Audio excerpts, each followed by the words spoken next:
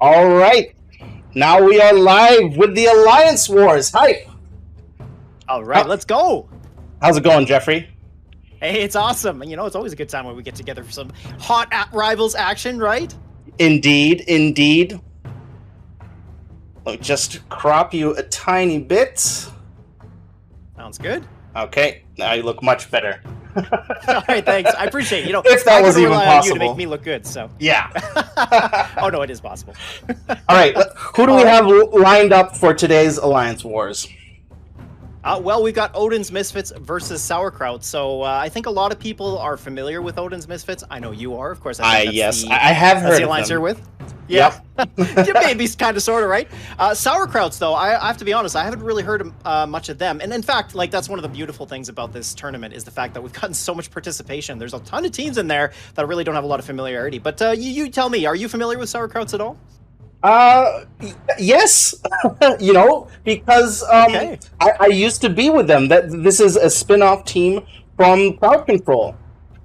Oh, no kidding. Oh, yeah, wow. Okay. That's yeah, great. yeah. Scavenger actually is the leader of the Krauts, the longtime leader. Yeah. He's been around a long time. Eugene. I mean, some of the names I don't know all of them. Kerno's in the stream a lot. We definitely know most of these people's. And they've been making a lot of little tiny teams and participating in all of our events.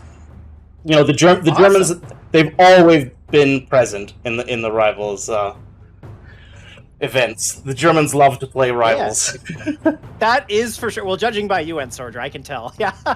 But yeah, you're right. They always have a good showing in tournaments. And in fact, I think, not that I'm a part of that community, but I understand that they also hold a lot of events on their own and just continue to drum up fun for the game, right? So it's really great to have them here. Well, that's really interesting to hear you say that, Entsorger, because it sounds like you actually have a bit of a personal insight into this matchup. So Odin's Misfits versus Sauerkraut. Is there any bad blood in that relationship? Or maybe, it's all friendly? Where does it land?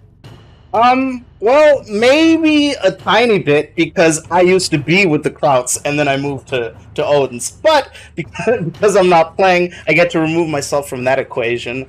And other than that, I mean, most of the German dudes, or almost all of the German dudes, at least that I have come across, they're all great, good sports and a lot of fun. So I think this will be a nice, clean, great rivals match. Now, of course, talking about the match, I do have to put you in the awkward position of how do you think it's going to go? Now, looking at the two teams, I got to say, Odin's Misfits, I mean, we got guys like Bia, we got guys like Coinbird, I mean, Tome's in there, we got some pretty stacked players on that team, so I don't know. This looks like a tough, tall order for Sauerkraut, but what do you think of this matchup? It is. These are Odin's finest, right? This is the cream of the Odin's crop. Coinbird plays a lot. Bia plays a lot. Tome plays a lot. Igor been a little bit less, and Wadasheng you see on the ladder all the time. So they're very experienced players. While but on the other hand, the Germans have been around, pretty much since day one. They also have a lot of experience under their belt. And I will tell you one thing. A big reason why you don't see a lot of the Germans at the top of the ladder is levels, because a lot of them still don't have those levels, and you can kind of see them shine when they play customs because the level factor is gone. So exactly. That might work out for them today. Awesome. Well, I always love to see that, because you know what? You never know where some of these players are actually going to be in terms of their competitive talent. Because like you said, levels hold you back. And on ladder, it's not the best representation, though these days, levels don't have as much of an impact since a lot more people have levels. But there's still a large group out there. I know myself, I live in that group too. And you'll never be able to really show off your true skill on ladder. So yeah, I agree with you. I think tournaments are just a fantastic way to do that. Yep. Agreed. So we have a best of 5 with 5 players. So that's going to be a bunch of games. Yeah, and for sure.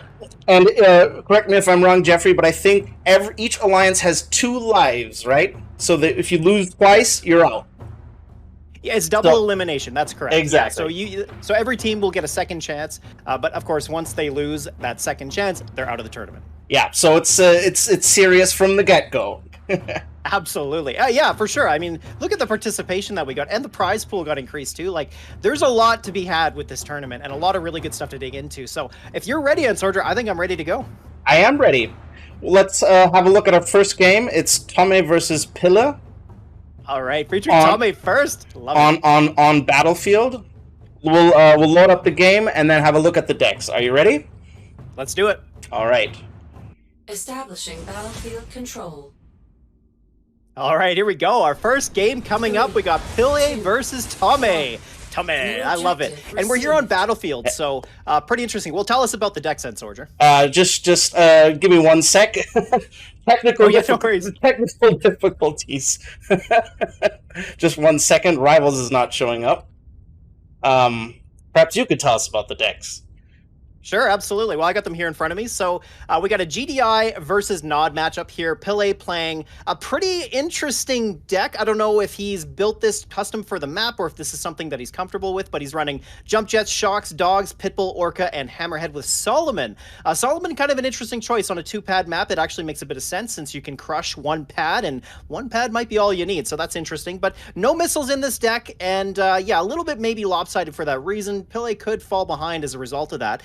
Tome, on the other hand, running something a little bit more even-keeled. He's running a 4 War Factory Nod deck here, running Militants, Flames, Wheels, Bikes, Tank, and Stealth Tank. He's also, he is running, it's Laser Flame, Wheel, my apologies. And so this deck actually makes a lot of sense. Of course, Wheel Flame's kind of where you want to be for your anti-infantry, and then they got Stealth Tank to deal with all air. Of course, that's the one weakness that Nod has, and, you know, judging on Pille's deck, he's got Orca in there, so considering that Tommy's running 4 War Factory units, that's going to be a key unit for him, and Stealth Tank will be an important tool for him to counter that. So overall, It looks pretty tough from both sides. I think Pille not running missiles could be a potential issue, especially since he's running Solomon.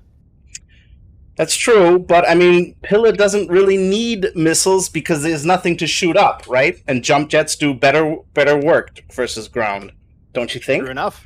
Yeah. Yeah, fair enough. On the other hand, Orca is super fragile. Tank is nice and beefy. So that's true. It's kind of well balanced, if you ask me. Yeah, I think we're in for a good match. Well, shall we kick it off? Let's go. All right, here we go. And our players are already off. We got the emote coming from Tome. You'd love to see that. The emotes are just fantastic. And all right, so both players going Harvester first. We got Wheels coming out from Tome and Pille responding with his opener, which is going to be War Dogs. Tome does get onto the pads first. And of course, charging the pads here isn't exactly crucial for the matchup, but Pille having access to that Solomon might mean stalling for him might make a little bit of sense. So we'll see if that plays a role. Yeah, Tome, I'm sorry, Pille has Dogs and Pitbull, and Pitbull are great against Bikes, but if you see the enemy player going Bikes, staying War Factory, you know that Pitbull eventually is either going to win you the game or it's not going to cut it. They're going to beat the Bikes, but they're going to lose against the tank, and so he has to start saving up and decide what is the next, where is he going to go from there, and that's probably going to be Orca, so if he gets, yeah, there we go, now we're already seeing the tank, which is going to punish this Pitbull very quickly. All right, we got this boosted take coming in, chasing down that Pitbull, almost getting a shot off of it, but Pille backs it off just in time. These jump jets coming in are going to crush these wheels, just the 2 there, but that's, of course, Tommy needs the pop cap anyways. We got the flames coming in from behind, and the first missile just about to come down. Got the jump jets up on the top, which is a great tool against the bikes and the tank, but here, is it going to be quite enough? We got the shocks coming out. Oh, the nice block with the flames on the bottom hex. Tommy now securing the top pad as well. This is going to be his missile. Yeah. So, when your opponent is playing jump jets, you kind of need flamers or, you know, anti-infantry on both pads. And Tome was very quick to answer there before Pille could get on both pads. All right, and Orca coming out now as well, cleaning up that tank. Tommy not quite getting that Harvester kill and feeling a little sad about that because, as we all know, Harvesters win games, right? No, just kidding. Well, we got the Bikes also coming out to defend that oncoming Orca. Good move there just to back it off. But, of course, he could have shot the Bikes there, continued on to go after the Harvester. But Tommy here is responding with lasers and instead using the Orca just to gain some ground, which I think is a smart move. Oh, now he almost has money for a stank, and if you can get a stank out against an Orca, life is so much easier. Having to rely on lasers while you have shocks all over the place, it's just not a good place. Look at this movement here. The Bikes just sneak onto the pad. We got the lasers on the top, but the shocks are going to chew right through them. But, of course, the Orca can't block the ground units. We got the flames back on there, and now we got double Bike on the bottom, and Bikes have decent infantry damage. However, the jump jet's coming in hot, and it doesn't look like Bill is going to get to his Solomon here anytime soon, but doesn't matter. He clears that top pad, and now he's got both pads secured, and now both players are 1 missile each. Oh, yeah, we're going to see a third missile. Love to see it. kind of turning Absolutely. into an infantry war a little bit, because these jump jets are just always an out for Pilla. So Tommy always has to be on his tippy toes, ready to answer them. He needs to take care of the air, and he needs to take care of the jump jets, which surprisingly means that there's going to be no tanks, barely any tanks, like I predicted at first. And well, speaking of that, we see a stealth tank coming out, clearing up the Orca. Tommy getting a bit of an economy advantage there. He did lose his Harvester, but we're halfway through this third missile, and that's not going to be too impactful. We've got the boost on the stealth tank. It's going to clear the Orca. Brilliant move from Tommy there. He keeps the stealth tank alive. Solomon coming down on only a single flame there, getting 2 flame models. Really not great value, and Tommy looking quite good here. He's got that stealth tank just in case another Orca comes out. We got flames coming in, but of course, that's not how this game is played. He's got to get the pads. Can he get onto that top head in time? And, oh man, Pele takes it. Oh my goodness, the Harvester loves is real. It totally was. You know what? Look at what happened there, right? Pele went after the Harvester, and he won the game. Coincidence? Yeah, oh, I mean, it's never ever a good idea to clear the Harvester on the third missile just before it fires. It just frees up PopCap. You know, it's tempting, but it's actually a bad play. Yeah, I mean, you kind of think that you're going to slow their economy down a little bit, but in the end, it's the pop cap that matters, right? Pop cap is the one biggest bottleneck in Rivals. So freeing that up, actually, you're right, can give an advantage to your opponent. So, well, Pele takes that first game, 1-0 in the series. If you are a little bit ahead on economy, or let's say you have something to stall a lot, right? And lots of spammy units that can fly over the pad, and then you know that it's going to stall even though it's about to fire, then it might make sense to take that Harvester kill. But in almost every other circumstance, it's a mistake. And now that's what we have. That's what we saw just now. But not punished. He won the game, so he won the game. That, yeah. Right? All right. Well, that should make for an exciting game number 2, and I'm not sure what kind of changes we're going to see. The way this format works, by the way, in case anybody wants to know, is that this is loser picks for the next map. So Tommy, having dropped game number 1, means that he's going to pick the map for game number 2. So we'll have a look at that. All right. That will be Blind Spot. Interesting. Wow, very different from Battlefield. Completely different. Yeah, it is pretty much. Yeah. All right. Are we ready? Yep. Let's do it. Okay. Establishing All right, here we go, folks. Coming up, game number 2 of this amazing alliance working between Misfits and Krauts, and we're here on Blind Spot, a total dichotomy to Battlefield. We got 3 pads spread out completely. The missile silos in the middle. Just a very different map, but the decks aren't all that different. Well, I mean, Jade is pretty wild. It sure is. Yeah. Tom is playing the same thing, but Jade, it's such an audacious thing to do, to just consistently play it and try and pull it off. Krauts are known for doing that, I might add. I do see that more often than not. I don't know, I guess they like the playstyle, that they have fun with it. It can work, right? If you get a nicely timed Jade missile, or you have like a one-man squad left over that would otherwise might be a pop cap, but instead turns out to a nice big Jade explosion, it could work. It could. I think on a map like this, though, you're hamstringed, right? Like, there's just no way that you're going to get a lot of value out of it because it takes setup. The only way that I realistically see this map playing any value for Jade is the fact that the bases are so close to the middle pad. So I could see Pele taking missile number 1, and then he's got 2 missiles to try and take down the base. And maybe because there's such an easy route to the base, perhaps it works out. But on the face of it, you look at the decks, we got Chem Warriors is really the key difference other than the Commander. Pele's just playing a more expensive deck at the end of the day. And Flames don't necessarily fall to chems, right? So right. There is a value economy problem here that Pele could potentially run into, and then maybe he just never gets to Jade. Tomei is a pretty tough opponent, so he could just pummel him enough that he never really gets enough money. But as we saw in game number 1, he played Solomon, which is even more expensive, and he made that work. So, well, why don't we see what happens? All right, let's go.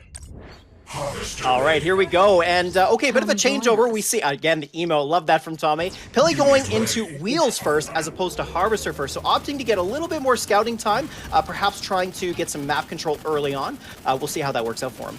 Both players sending the Harvester to the default spot. We do notice that, at the top of the tournaments and the finals, even though this is not a common map, or actually not even present in Tiberium League, they all know to move the Harvester up. That's a good point. Yes, the Harvester being so low means that there could be very easy pressures. We're about Yeah, to see there we Tommy go. moving the bikes in. Already there starting. It is. Well, lots of time here on the clock, too, for Tommy to potentially get that, but we see Pili respond here with a Scorpion tank, exactly where we expect him to be. The Flames are just sitting in behind. He's going to try and do Flame Bike for a bit, but this tank here is just going to be a bit of a menace. Yeah, and now the tank was expensive, and now the lasers are coming, and he needs those chems, and now he has to fight his way back through the middle pad. Ooh, and then walking into the boost. This is going to be tough. Oh, man, yeah, we see the boosted Flames come in doing some real work against Pele's chems here. It looks like it's almost even, but the chems just slightly come out on top. In fact, that 10 tip difference 10 may not tip be difference. A huge deal. Yeah. But, you know, it does matter at the end of the day, and, well, yeah, Pele working out pretty well here. Although he did lose that Harv now. That's gonna cost him a bit. That's right, Tommy feeling the revenge. He said, you got my Harvester game number 1, but I'm going to take it in game number 2. The and Harvester sure has. gets blocked. That's right, using that single bike model to stop the Harvester from getting into place early. However, we see he's not on all 3 pads. We're coming into missile number 1. We see the Flames move up. Tank moves off that far left pad. He's going to try and just block it and just take some time to hold that pad against the boosted Flames, which now look like the boosted Flames really aren't doing a whole lot of work. But here we go. Got the 2 laser models here defending, and the bikes actually managed to clear them. Trying to get the block here. Nice movement for Tommy, but wasn't quite enough. The bikes do get onto the pad. We see that tank just about to go down here. The chems with their vehicle damage actually are going to clear in a reasonable amount of time, and there it goes. So now Pele with both pads, looks like all he needs to do is block. Can he take the first missile? And there it is, Pele with missile number 1.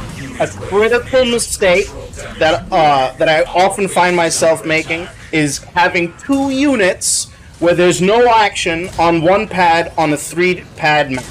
You can't do that. Right. You just can't do that. The action was top left. He had 2 units on the middle pad, and that's why Tommy lost the missile. Ooh, Pele takes down Tommy's expensive stealth tank on the top right pad. A huge beating there for him. However, having said that, both players actually have quite the economy going. And a Jade Missile coming down. Oh, look at that. Just like we talked about, Pele going for missile number 1, and he's just going to take all the time he wants to try and go for a base kill. And maybe that's what we're going to see. Walking into 2 tanks, oh, that is absolutely deadly, and then unloading on the Harvester. What is he doing? Gosh, yeah, an expensive Harvester push there. Both tanks cleaned it up very quickly, and it's looking a little bit tough for both players. We see the chems moving onto the bottom pad. Of course, the tanks are going to, last a long time against that. Tommy here going to sneak a stealth tank up onto the top pad there with lasers coming down. Both tanks, though, will last long enough. However, the stealth tank might have an issue defending against the Scorpion tank. It only needs 3 shots to clear it. You got the bikes coming in as well, and he might get onto the pad, and the bikes get a full volley. There it goes. Holy cow, Pele looking like he's going to take it here, and it's getting pretty close, but the boosted Flames get on. But wait a minute, we're going to see a flip here. There we go. All right, Flames clear up the camp. The tank on the top is going to defend against the bike, and Tommy makes a comeback with missile number 2. Ah, nice comeback. Pillard could have secured the deal there, though, if he would have just danced a little bit. But, I guess he had tired feet from ladder play. It's a tough map to play on. I mean, It is. neither player That has any choke. air units. So Yeah. that middle missile silo is just a giant choke point, as you said. Yeah, it's a huge choke. It's actually really bad if you want to do a base kill, because it's so hard to get some Chem Warriors across. Well, speaking of that, you saw Pele trying to build 2 Chem Warriors to go through the bottom, but Tommy here, using Flames to great effect, he's blocked that entire top or bottom corridor, so that way Pele just doesn't have a way to get through, as he knows that if he does let them in, those Chems are going to wreak havoc on that base. And hold on, we got missile number 3 coming in. Oh boy, is he going to tie up the series? We got the block, the tank can't make it in time. Oh, there it is. Yeah. Tommy takes missile number 3, tying up the series. I say it again and again. You kind of have to dance. Dancing is a part of Rivals. Pillar had the game there on that missile, but he didn't dance. Tommy did dance. Tommy wins. That's right. Dancing's everything, boys. Yeah. Go and learn your 2-step. That's where you got to be. In Rivals, you think that, getting good matchups, making sure that you're countering, that you're playing the map well, not at all. Just learn how to dance, and you're going to win so many games. Absolutely. It's unfortunate, but Operation Tango is present in Rivals. Sure is. Absolutely. All right. Well, speaking of Tango, this has been a really great series so far. The series going tied like this, I mean, I think obviously both players are pretty similar in terms of skill. Now, having said that, we haven't seen the rest of the games yet. Maybe Tommy's going to start to steamroll. Who knows? Right. But I think we're ready to move on to game number 3. We are. Game number 3 is going to be on Hot Zone. Let's have a look at the decks. Hot Zone. Aptly named map for this series. I love it. Yeah, one of my favorite maps, I might add. It's a great map, especially for Kane. New objective available. Ooh. All right, let's take a look here. So, well, okay, so it looks like both players have gone back. Well, actually, not Tommy hasn't changed his deck once. Pele's decided to go back to GDI. Clearly, the Chem Warrior plan did not pan out, and it's also a different map. I mean, I think he had the idea that he was going to go through the bottom corridor and take out his base, but on this map, of course, it's a lot easier to defend against that since there's a longer path to get to the base. But what do you think? Do you think Pele plays this a bit differently and maybe comes out on top like he did in game number 1? He managed to do it before. Iron Cannon is a little bit better on this map than the other one, than Battlefield, because the pads are a little bit closer. I think he could do it. On the other hand, Tome is now nice and warmed up. Knows what he did wrong that last time. Tome could also turn it around. It could go either way. And as you said, both players are fairly evenly matched, so it should be a good game. Sounds great. Well, let's kick it off then. Let's go. All right, here we go. So Pele coming out with the jump jet rush, something you don't see every day, and he's going double jump jet rush, so you know he's fully committed to this plan. And Tome going into War Factory, you know what? Not the most terrible thing here. Wheels do actually do a reasonable amount of damage to jump jets. That's true. Wheels, of course, are only one shot, and they do have a lot of DPS, so not the best here. But look at this. Tome backing his Harvester off and is about to go down. The second set of jump jets aren't getting shots on the Harvester, but all he needs to get one more, and there it is. Now, having said that, it's not like the rush is going to win the game here, but wow, it actually worked. Absolutely savage. You never see GDI rushes anymore. I'm a huge fan of this play. Oh it's man, savage, but I love Tommy it. into a corner. Look at this. The Harvester can't get into position. Now he's got the wheels there, which means he can back the Harvester off. But look at this dancing with the shocks. He's going to try and block them in. The dogs even get there to stop it from getting into play. Tome is not having a good time. Unfortunately, though, he built those shocks a little bit too prematurely, expecting infantry counter. If he would have just doubled down on jump jets here, he would have had the second Harv kill and really shut Tome out of the economy. Okay, we got 2/3 on the missile, and Peleo so far only has the bottom pad. We got that Scorpion tank coming in. It's going to clear up that pitbull, but retargets to the dogs might be a bit of an issue there, as he used one of those shots against that, and he really needs to get onto that pad. We see the Flames are trying to get up there, but that lone dog there is going to save the day. He does try to get on the top X, but doesn't make it in time. And Pele once again takes missile number 1. Yeah, Tome obviously on his back foot here since he's recovering from that rush, and now it's kind of playing into the same dynamic that it did in the game before with shocks and jump jets. And then, yeah, we're going to see some air coming in soon, maybe. We got Double Dog up on the top pad there, trying to beat down those lasers. Orca coming in behind as well, just to ensure that no tanks are going to get onto the field. Tame, of course, responding in kind with a stealth tank, and it looks like he's going to get it. Oh, it's close, and oh, he does. Almost with the silver of health, but the fact it lives is a big deal. Yeah, a boost is what Tame would have needed there for that. That was a little too dangerous otherwise. All right, so now Tommy fighting for the pads here. We got the Flames moving into the defending shock, so they are going to lose that matchup, but it's just going to buy some time here on the clock. So the jump jet's moving up and down, trying to get into position here. Going to get onto that top pad as well. The stealth tank here is about to go down. It's low enough health that he actually does have to be worried about secondary damage there from the shocks. Even though they are anti-infantry, they could do enough damage to clear it out. He does move it in time and gets rid of the dogs there. Brilliant play there, moving it out of the way of the shocks and letting the wheels try to absorb some shots, but the jump jet with their flying takes it. But however, the top pad is cleared, and Tommy comes back again. Yeah. Missile number 2. Pilla's problem here is, like, he just needs shocks and jump jets, and then they need to always be on defense, and then he kind of wins the game with that combo. He doesn't need to branch out. All of these pit bulls, all of these orcas are kind of distracting from the core composition that can win him this game. You know, what does Tome do to beat shocks? Flamers and wheels. And what beats flamers and wheels? Shocks and jump jets. He just has to get the right exchanges, the right defense, and then he can win that with those 2 units alone. As you said, like what we've seen throughout this match so far, is defenders' advantage is huge, and it's just because of the simple fact that neither player is running a tech difference, tech unit in terms of like running Talon or Venom. Of course, it's not, but yeah, either way, here we are. We're coming into missile number 3. Gosh, who's going to take this one? We don't really know. Stealth Tank there gets a shot off onto the shocks, taking them down. Will the Orca make it in time? The Stealth Tank so low health, he backs it off, but he gets the block on the top bottom pad. But however, Billy makes it on there. The Orca's dancing back and forth and takes it. Wow, the timing was amazing. The stealth tank just couldn't reload quickly enough. He really needs to use the boost there to try and get the shots off just a little bit faster, and that might have stalled the missile, but yeah, Tommy just couldn't get there in time, and well, Pele takes the series now 2-1. Impeccable. Impeccable. That play with the long reload on the stank.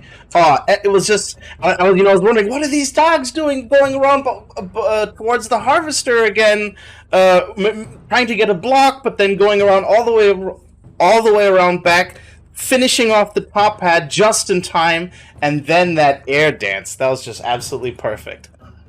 It was a really high-level play that you don't see too often, but it makes a lot of sense. I mean, that's the benefit of having an air unit. However, there was a very, very marginal timing window there where the stealth tank would have reloaded in time, and like if he had even moved the Orca off just for a moment, like just long enough for the stealth tank to just get that extra reload time, then it's very possible that the Orca goes down and installed missile. Precisely. That was he could not have delayed. If he would have messed up that air dance just a tiny bit, then it wouldn't have been there. But that just goes to show.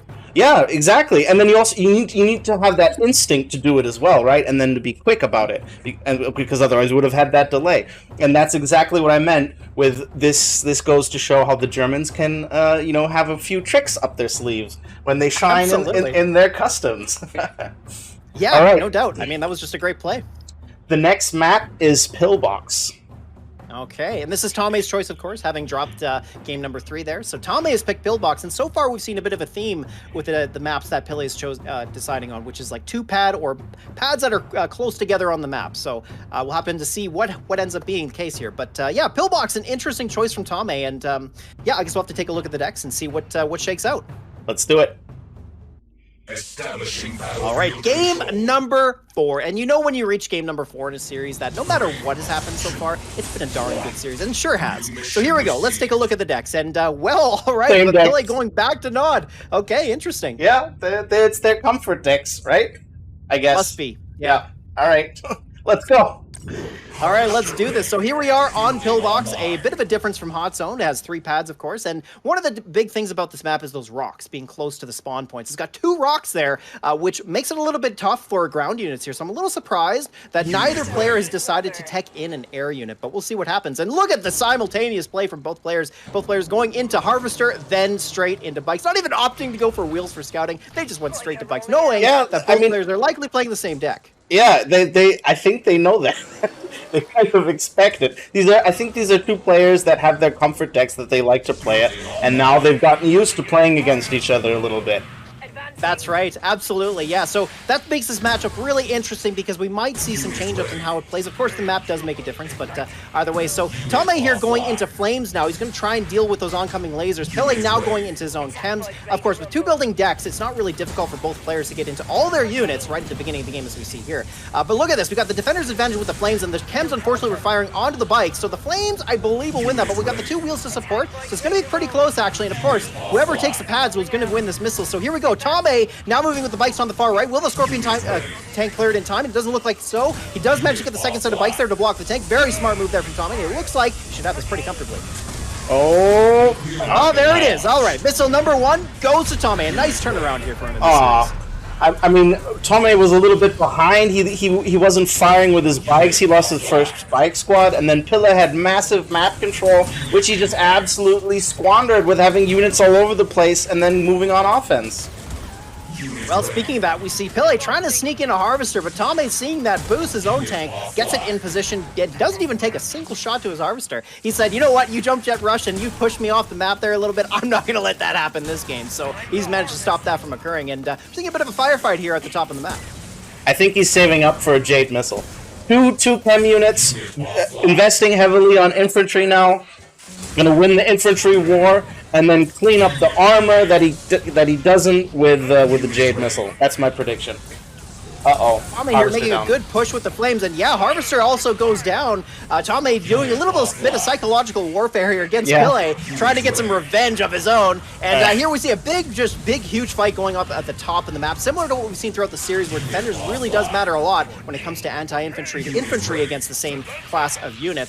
Though Tome has built this stealth tank here, hasn't really seen any air units or anything really worthwhile to take it down with, so might have been a misclick here, but well, let's see how the rest of this goes. We're coming into missile number 2. Pele really needs to make a comeback here. Tommy pushing very hard, gets onto that middle pad there. We got the flames up in the cloud. Unfortunately, they're going to go down to those wheels, and now all Pele needs to do is block, and he should be able to take it, but he gets there. Oh, the stealth tank clears the wheels just in time. A brilliant tech switch there, clearing up the wheels very quickly. He's need to get on the pads right away. Now he's going to clear up the bikes. He just needs to get one more shot there. He moves the bikes over. Excellent movement there from Tommy. Now he's going to try and move on to the bottom pad, but unfortunately loses that stealth tank. We got the tank coming in from Pele as well. A nice unit swapping here. Can he get onto that pad? All he needs to do, oh, blocked there from the chems. Stops Tommy in his track, but never mind. He managed to get on there with the boosted tank as well. The extra movement speed means it's harder for Pele to block, and Tommy takes it. 2 missiles to none.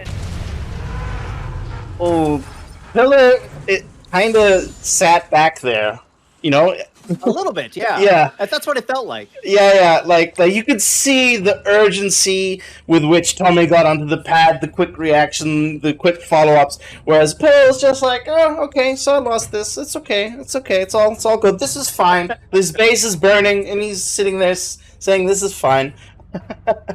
Right? I know what you're talking about, that meme. Yeah. Well, and you know, one of the things that's really difficult about Arrivals that really does set apart the good from the greats is being able to multitask, because a lot of players will be able to play 2 pads at the same time, and Tommy did such a great job of that, right? Like, he pushed up to the top pad with the boosted Scorpion tank, knowing that a boosted unit with its extra movement speed has a better chance of getting around a blocked unit. And then, of course, that took away focus from Pele, and he was focusing elsewhere, and that allowed the stealth tank to get onto that top right pad. And then once Tommy had all 3 pads, the game was over. Yeah, there was a little bit of, you know, or priority that was missing from Pele there. Like when the chems could have blocked the stealth tank, he didn't quite. I had the feeling he didn't know where to prioritize his focus. Sorry, at times in that game. Sure. Yeah, and that combined with just being, you know, maybe just one gear slower than Tommy means, yeah, it's gonna have a hard time. All right, our next game and that was is match point too, right? So no, we have one more game, final game.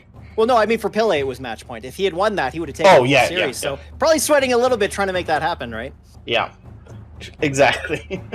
But yeah, you're right. Like you said, Tommy takes this, so it's now tied up. We're 2-2, which means we got a game 5. All right, and it's gonna be none other than most famous, most played open water. Of course. Yeah, the classic tournament map. I mean, it's kind of hard to say it that way, but you're right. It is a very, very popular tournament map. So, yeah, let's jump into it. Take a look at these decks. Let's do it. Establishing battle. All right, folks. Game number 5 between our first matchup between Odin's Misfits and Krauts, and we're going to be featuring it on open water. Let's take a look at these decks. Okay, a change up from Tommy. All right, nice to see that. Finally. Good old mutant Chuggy, but with Stank instead of Phantom, and Pilla is gonna try it once more. It makes a lot of sense, right? Solomon can get a lot of value on open water with the pads so close together. So a really well-timed Solomon Ion Cannon can win you a missile. And I mean, that could be a big problem for Tommy, because that is a combined arms deck, right? He wants the Chuggy with the mutants, so it's very possible that could work out well for him. That's true, but it is expensive, and boosted mutants do chew up a harvester very quickly, and it's not that... They sure do. It's only 3 pads away to the enemy harvester, so could go either way. Let's kick it off. Well, let's do it. Okay, here we go. So, yeah, again, big change up from Tommy switching over to Mutant Chuggy, and not too bad of a choice. I mean, the mutants will, like you say, absorb a lot of shots, and really, I mean, the only big problem here for Tommy could be a well-timed Ion Cannon. Otherwise, it looks like he's got a pretty decent way out of this matchup, because Pele having to rely on Orca means that if he can't get his Orcas going, then it's going to be pretty tough. Yeah. Fighting against, even without mutants, just Laser Chuggy with Shock Orca is a nightmare. Yeah. I would not want to be playing Pilla's deck against this. Well, speaking of nightmares, we got the shocks coming out to do some real damage to those lasers, and there they got to back off. So smart move from Tommy. Of course, you do want to protect the value of what you made, so you don't want to necessarily let them get chewed up. But here we go. So the Chem Buggy getting some damage onto those War Dogs. It's now going to inch up towards the shocks, and Pele here has to respond with Pitbull. Of course, a 3-building deck is a little bit tougher to get into in the first missile, so Pitbull here is going to have to rely on heavily to take down these Chuggies, and that's a bit tough to do. Uh-oh, now the first mutants are coming out, and then it's going to be bye-bye Pitbulls.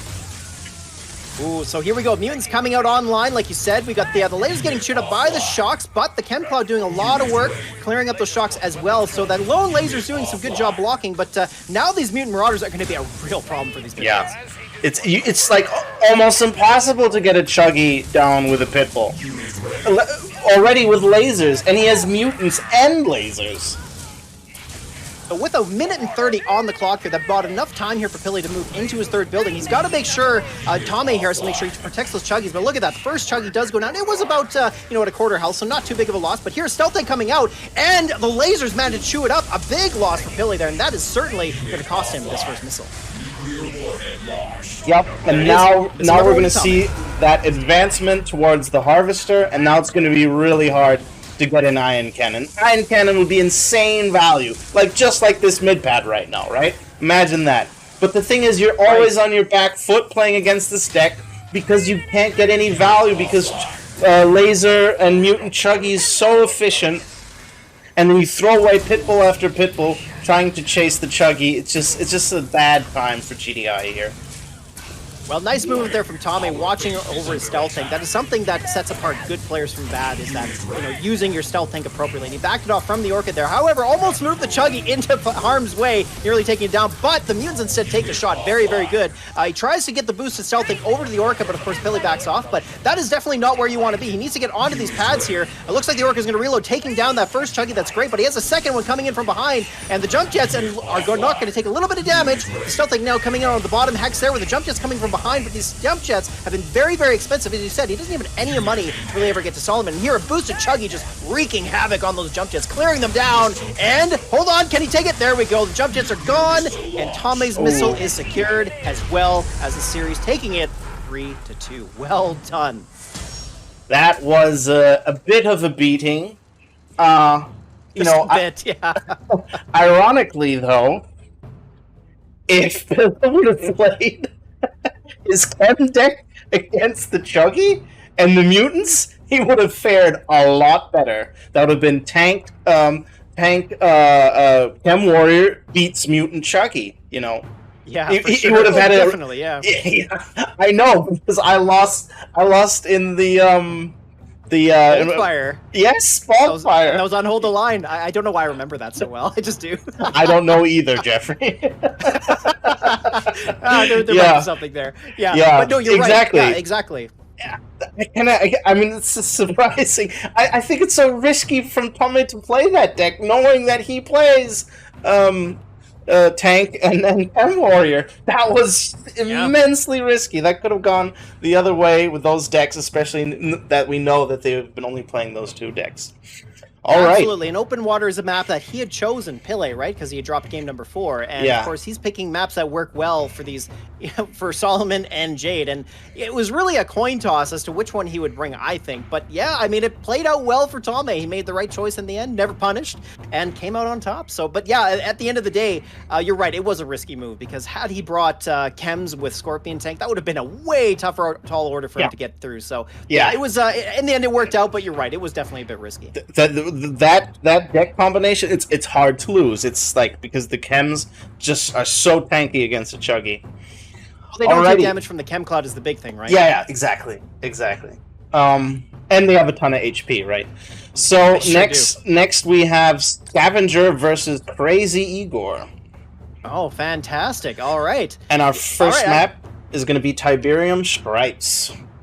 Excellent. Well, I know actually I've played against Crazy Igor a few times. He is a beast. He's good. That guy is a very talented player. He's one of the, I don't know where you rank the players on that team. I mean, they're all quite good. It's hard to say, but Crazy Igor, he's definitely up there. So yeah, this is going to be tough. And Scavenger, you say you're more familiar with him. So what do you know about his game style? He likes to play the meta. That I can remember. Yeah, he's someone who likes the comfortable, strong meta decks. He played Razorback, if I'm not mistaken, and I think he plays Giga now. So something along those lines. Yeah. But on the other hand, wins, right? Yeah, and he also doesn't change decks, so he's probably very familiar with said decks. And Crazy Igor is also a fantastic player, and believe it or not, the Igor is a dude who almost always has connection issues. So if so if he sits down to play a tournament and is not on the go, we might actually see a very stellar performance by him. Oh, I see. Okay. All right. Well, then that's really exciting. I mean, let's get into it and let's check this out. Let's go. Establishing battlefield. All right, in our second matchup, we got Crazy Igor from Odin's Misfits versus Scavenger from Sauerkrauts. Here we are on Tiberium Stripes, and well, let's take a look at these decks here. All right. Yep. Giga on Scavenger and Mutant, the good old classic Mutant Chuggy, which is a classic Crazy Igor deck. He plays that deck a lot and is very good with it, mind you. But Giga does melt everything that moves and doesn't fly. So, and I think the biggest downfall I see is Kane from Crazy Igor. It's a good choice, and actually, I think you can place it in good spots on this map, but not having the boost on the mutants could be a problem. Having said that, though, maybe the tower just works well enough to defend against the Giga. Yeah, this is actually a good Kane map, because wherever you go, you can almost always reach it with the Kane, I think. So, yeah, Crazy Igor might have the easier time here. All right, shall we kick it off? All right, let's do it. All right, so here we go. Crazy Igor starting Harvester first, looking to get his economy online a little bit earlier, and Scavenger looking to get a bit more map control, goes into Wheels, and he's going to get the early advantage here as he's going Wheels into Militant. So Crazy Igor here switching over to lasers, of course, that's what makes sense. And Scavenger, with his Wheels so pushed up far ahead, might mean that the lasers get a little bit extra value, but no, with their extra little movement speed there, managed to get a few shots off on the lasers, but now he split them up with the lasers going 1v1, so that's a bit of a loss there for Scavenger, but probably isn't going to be too much to put him behind. I think he's trying to get rid of infantry enough so that he can go Giga. Oh, no, I'm wrong there. Never mind. He's coming with the Flamers, which means Crazy Igor is probably going to have to bring out the Chuggy next. It makes a lot of sense to go Giga, right? Giga's pretty darn good against infantry, which Yeah. really shouldn't be. But yeah, at the end of the day, it is. And here we are at a tournament, so all bets are off. And well, speaking of that, we got Scavenger here coming in with the wheels on the bottom pad, moving the wheels onto the top right. The Chuggy here, will it be timely enough? I think the wheels are going to be good enough, but he needs to spit a unit up onto the top left pad to stall it. Doesn't look like he's going to get there in time. And unfortunate there. Crazy Igor a little bit slow to get that unit onto that top left pad, and Scavenger playing the pads just a little bit better. Gives him missile number 1. Yeah, Crazy Igor should have just allowed for a little bit of stall there, and not held on mid pad so much. I'm surprised also that Scavenger went bikes instead of just bringing out a Giga. He was 10 Tiberium away from it. I mean, ideally when you play Giga, is you kind of want to transition from Wheels into Giga, then secure that map position, that map control, and then surround it with lasers or stanks or what have you. That's usually the game plan, or the ideal game plan of the Giga. Well, speaking of Giga, the first one's now come out from Scavenger. He's got it onto that top right pad. He will be able to shoot across. Of course, it's not going to be hard for Igor to block it. It is going to be fully charged. The tower comes down. It's locked onto that Giga, I believe. And goodbye, Giga. It's gone. And with that out of the way, Crazy Igor's got the bottom and left pad. That gives him missile number 2. Fantastic. Yeah, when you haven't cleaned up and you don't have big map control, then you have to be a little bit too offensive with the Giga, and that means you get slapped by Kane. You love to see it. Right? Yeah, Kane is just great. I mean, the tower is so iconic. It's just a big part of the CNC series, and you love to see it, especially make a meaningful impact in a tournament game like this. And well, here we see Igor really getting a lot of pressure against the base. That Giga nearly going down. He actually pushed it up against a set of lasers, which is a bit of a misplay. Now we see some Harvester pressure from Crazy Igor as well, which, may not make a material impact, as we see both players actually have quite a bit of money under their belts, so may not be all that important here. Now the boosted Giga coming up. He's going to try and clear everything. Those mutants are just inching up far enough, though. It's that one shot, and it's gone. Scavenger now a little bit pushed back. Is he going to make it back onto the pads? And it's not looking too great. We see a single attack bike there on the bottom, but Crazy Igor now just playing the pads, builds a tower, trying to just secure the pad there. All he needs to do is block and take down this bike, and it looks like this is going to be a comfortable missile number 2. Yeah, I mean, with the booster plane, but it ain't enough. And there it is. Crazy Igor winning it and missile number 3. Yep. Crazy Igor had a very comfortable position there. He knew all he had to do was Kane, set down a Kane, nice and defensively on the back of the top left pad. Only has to take out one Chuggy, because that's the only one flying around, and then he has the infantry, the big beefy infantry that block all the rest of the pads. Yeah, Yep. yeah. I mean, like you said, I was surprised he didn't build Giga earlier, because there were some opportunities where there was a really good time to build it. And I don't know, maybe he just didn't have map vision anymore. Like, he couldn't really tell what was going on, so he didn't feel comfortable building the Giga. But I mean, certainly from our perspective, it looked like there were just some opportunities that he missed out on that could potentially put him up ahead, right? Yeah. You you want a cheap transition to Giga so that you can afford the protectors for Giga as soon as possible. And if you can transition from cheap cheap-ass wheels into Giga, that's just great. And then you have the position, and then you can afford... And then if you lose it, it's no biggie, because you've been so efficient by killing stuff with Giga that you can then get an X1 and a Phantom and all the supporting units. And that's why it's so crucial to have that seamless transition, because otherwise you're getting pushed and then you never get charged up, and and we see it unravel as it did just now. That's right. Well, speaking of unraveling, let's move into game number 2. Let's. Establishing battlefield. All right, here we are, game number 2, and this puts up Crazy Igor with the first win, so we're at 1-0, which means Scavenger here has chosen this map, which is Battlefield, and let's see if there's any change in deck, and well, there certainly is there from Crazy Igor. Wow. Yeah. Wow, not triple air avatar. I haven't seen that in a while. Right? Yeah, that's like a blast from the past. And, you know, Battlefield, of course, maybe not a lot of people know this, but it is an excellent tech map just because of the fact that the Tiberium fields are close to the base, they're far away from the pads, and the pads being so far away from the base means there's just a lot easier time stalling and buying time for tech to get out. So I'm not sure. This actually might be a really smart plan here from Crazy Igor. It might, you know, I don't know why he needs it, right? But maybe, you know, maybe it's a stunt, maybe he's been practicing it. We'll see. All right, well, let's find out. So here we go. A game underway. We got Crazy Igor again going Harvester first, and Scavenger opting for some pad control. So he gets those wheels out first. But Crazy Igor, expecting the same deck here, goes into lasers first. That's such a risky play, right? If going lasers first into Rifleman is much worse than going Rifleman first into wheels. But if you do get the initial advantage, it puts you way up ahead, and especially against Giga, I think that's a big deal. So, yeah, I agree with you. Definitely risky, but it looks like it's going to pay off. But then he makes Rifleman anyway, which is odd. That is a little bit odd. I mean, you're here just seeing them absorb some shots from maybe it was a misclick. Now with the flames coming up too. But yeah, maybe. And now we see the Venom coming out. So of course, you know, Militant's only costing 10, not really going to hurt him too much here. But yeah, this Venom here makes a ton of sense. Of course, he does need to be careful about bikes. Bikes are very good against Venom, as they have the extra movement speed against them now with their nerf on the movement speed. And Venom here coming out again on the bottom pad. And Scavenger here is just going to continue to build bikes. But this lone laser, will it hold on for dear life? Doesn't look like it. These wheels are going to come in and clear them out. Of course, the bikes and the wheels are going to hold on long enough, and there it is, Scavenger with missile number 1. Yeah, and now Igor is making expensive stuff like Shade, or just to deal with the bikes here, and he's still single hard, and he's down a missile. I think he's reaching for the sky and hitting the ceiling. I agree with you. The only advantage here for Crazy Igor is he does have a Shade, which potentially pushes Giga back, and in that position, Scavenger may not feel comfortable getting the Giga out, which is really where he needs to be, and well, we see Crazy Igor now going into a second Harvester, which, exactly, doing Avatar on a single Harp is so difficult. You have to win your value matchup so heavily that it puts you way up ahead, and in a tournament, that can be pretty tough, because we're up against some pretty strong opponents here, but having said that, Scavenger now building that Phantom, and Crazy Igor responding in kind. Who's going to win the Phantom War? You know, they don't one-shot each other, but did manage to get the initial shot there, so that could be a big deal. The fact that Crazy Igor has to fight Phantom with Phantom is such a big deal when you're trying to save for tech. This is not working out.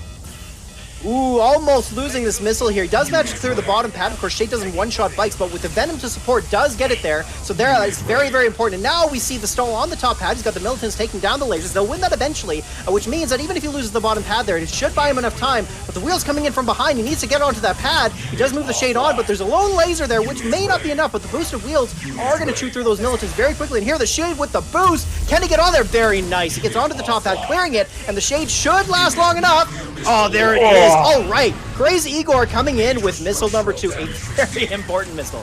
Very important missile. I mean, I love my boy from the Misfits, but there was a lot of misplays there. The fact that Crazy Igor does not save the shots on the Shade for when the bikes come, instead just unloads on whatever infantry is under him, gave him such a disadvantage for that missile.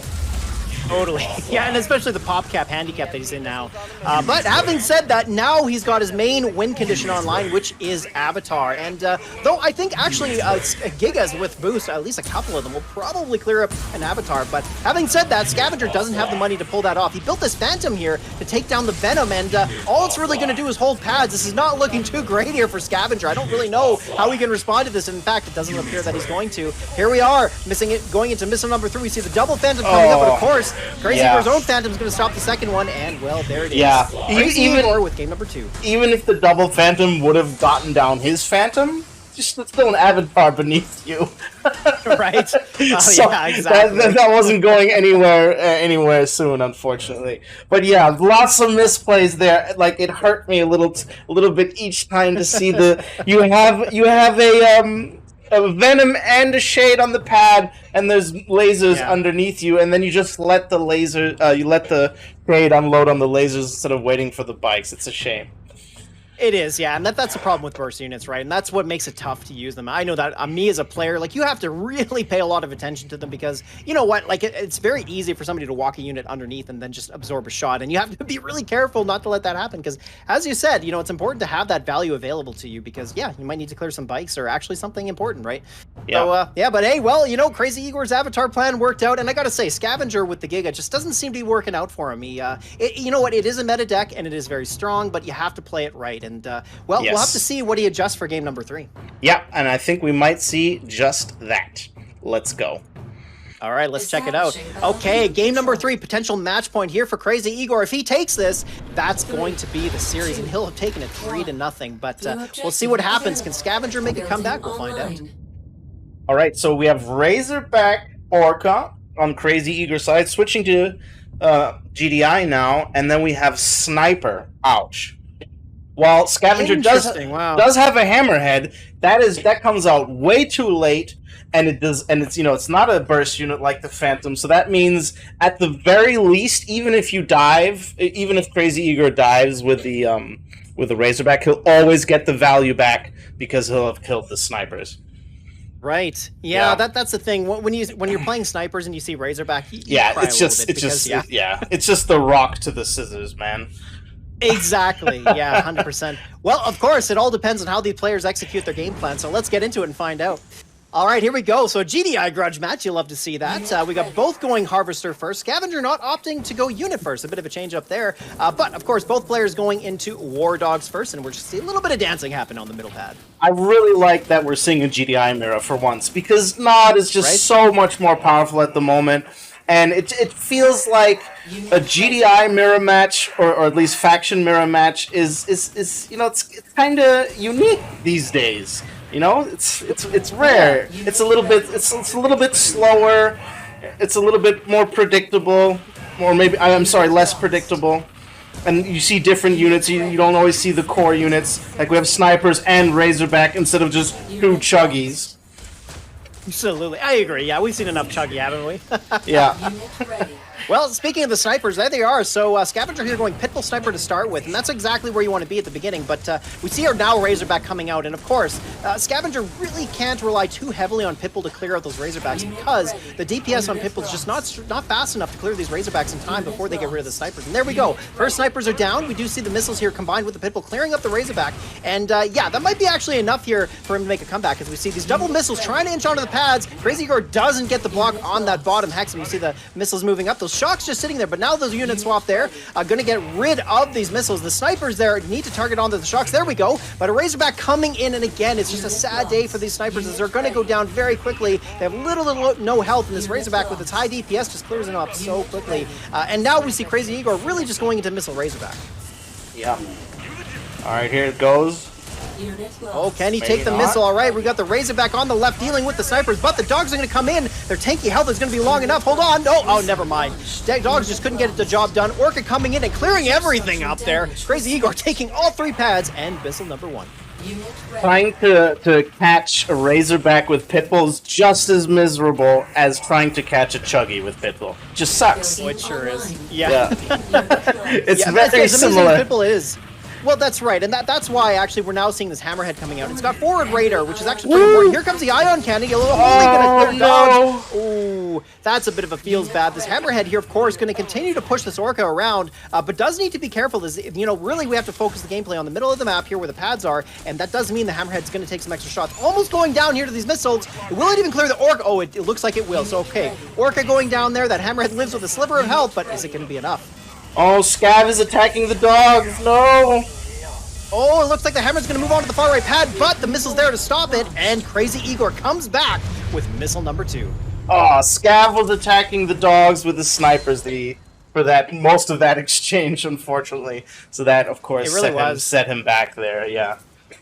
That was a tough game. I mean, Razorback was the MVP there. Crazy Igor just, I have to agree with you. Like, when I saw Sniper Razorback, I thought, oh boy. Even Hammerhead, yeah, it looks like it's going to be a shutdown unit against what he had played, because, of course, Razorback and Orca, and then he had to rely on Pitbull and missiles in order to deal with them. But at the end of the day, the Hammerhead just was lackluster, right? Like, it had to continue to fly over those pads. And, of course, Crazy Igor was smart and built missiles and put them on the pads, which is what every Rivals player does just about. And it was very difficult for him to get a lot of value out of that Hammerhead, which is really a key unit there. Yeah. So it was very tough. The Razorback just got too much value, and that is what put Crazy Igor up ahead. But, well, that means he took the series 3-0. Yep. And that means our next game is going to be Eugene versus Coinbird. Oh, Coinbird! I love that meme. It's so Coinbird. great. Just fantastic. Well, okay. Coinbird versus Eugene. And, you know, I happen to know Eugene's actually a pretty proficient player. Coinbird, of course, we all know. We see him on stream all the time. He loves to play, you know, Mammoth. He loves to play all kinds of decks. And, yeah, this should be a pretty good matchup. But what do you think?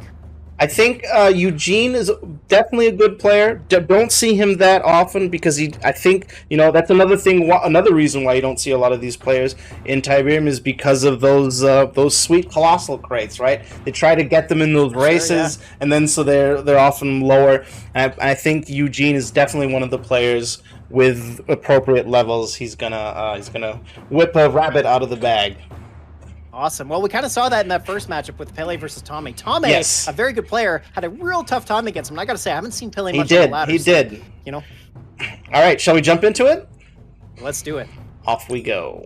Establishing All right, here we go in our third matchup. We got Eugene from Sauerkrauts facing Coinbird from Odin's Misfits. And here we are on half and half. Let's have a look at these decks.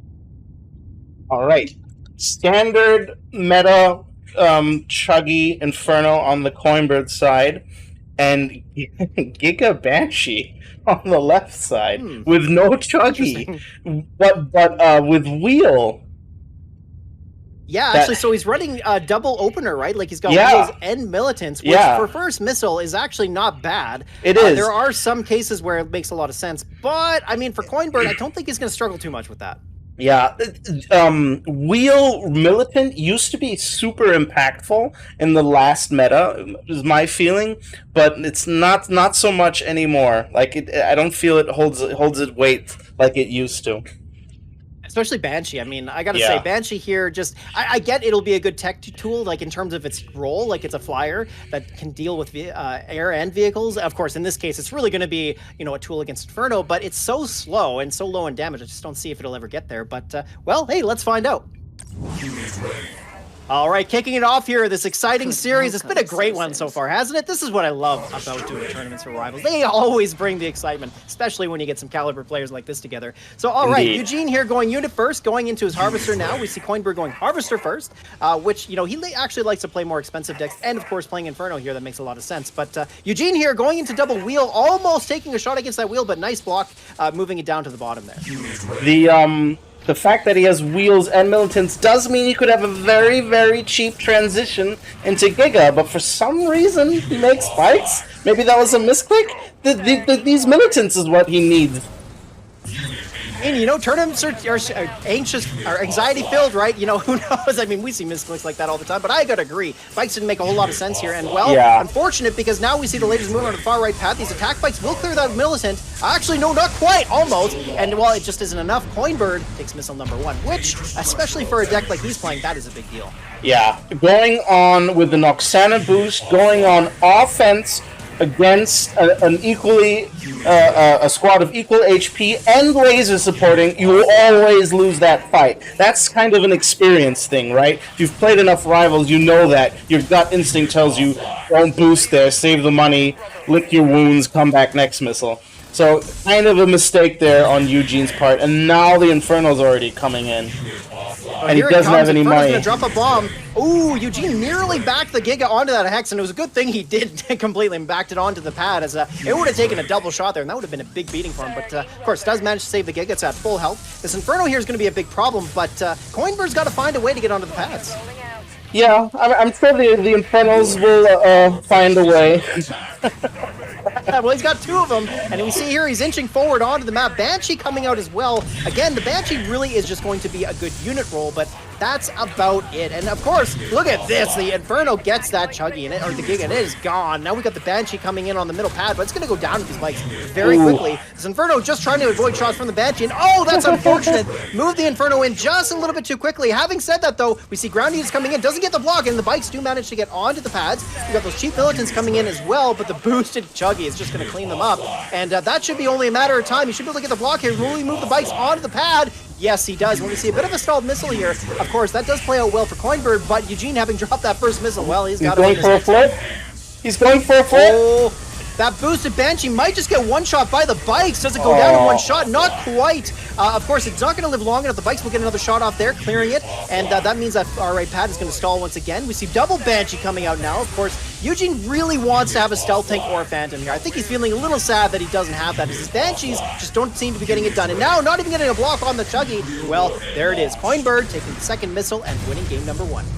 Ouchies. Yeah, Eugene had a little bit of early game advantage, right, with the double opener, and he just didn't use it. Like that must have been a misclick with the bikes, and I agree. yeah, like, what and was then there to build that, yeah, it was obviously a misclick, and then but the follow up wasn't any better, right, with the boosted. No, I agree. Yeah, and then after that, Banshee and missiles being pretty much your only defend, and bikes, of course, being your defender. No stank against Inferno. It's tough.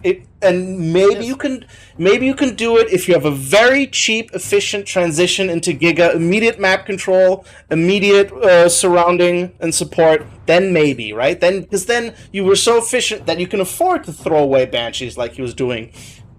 Right. Excuse me. And I mean, two Banshees will do decent work, but it never really got there. So.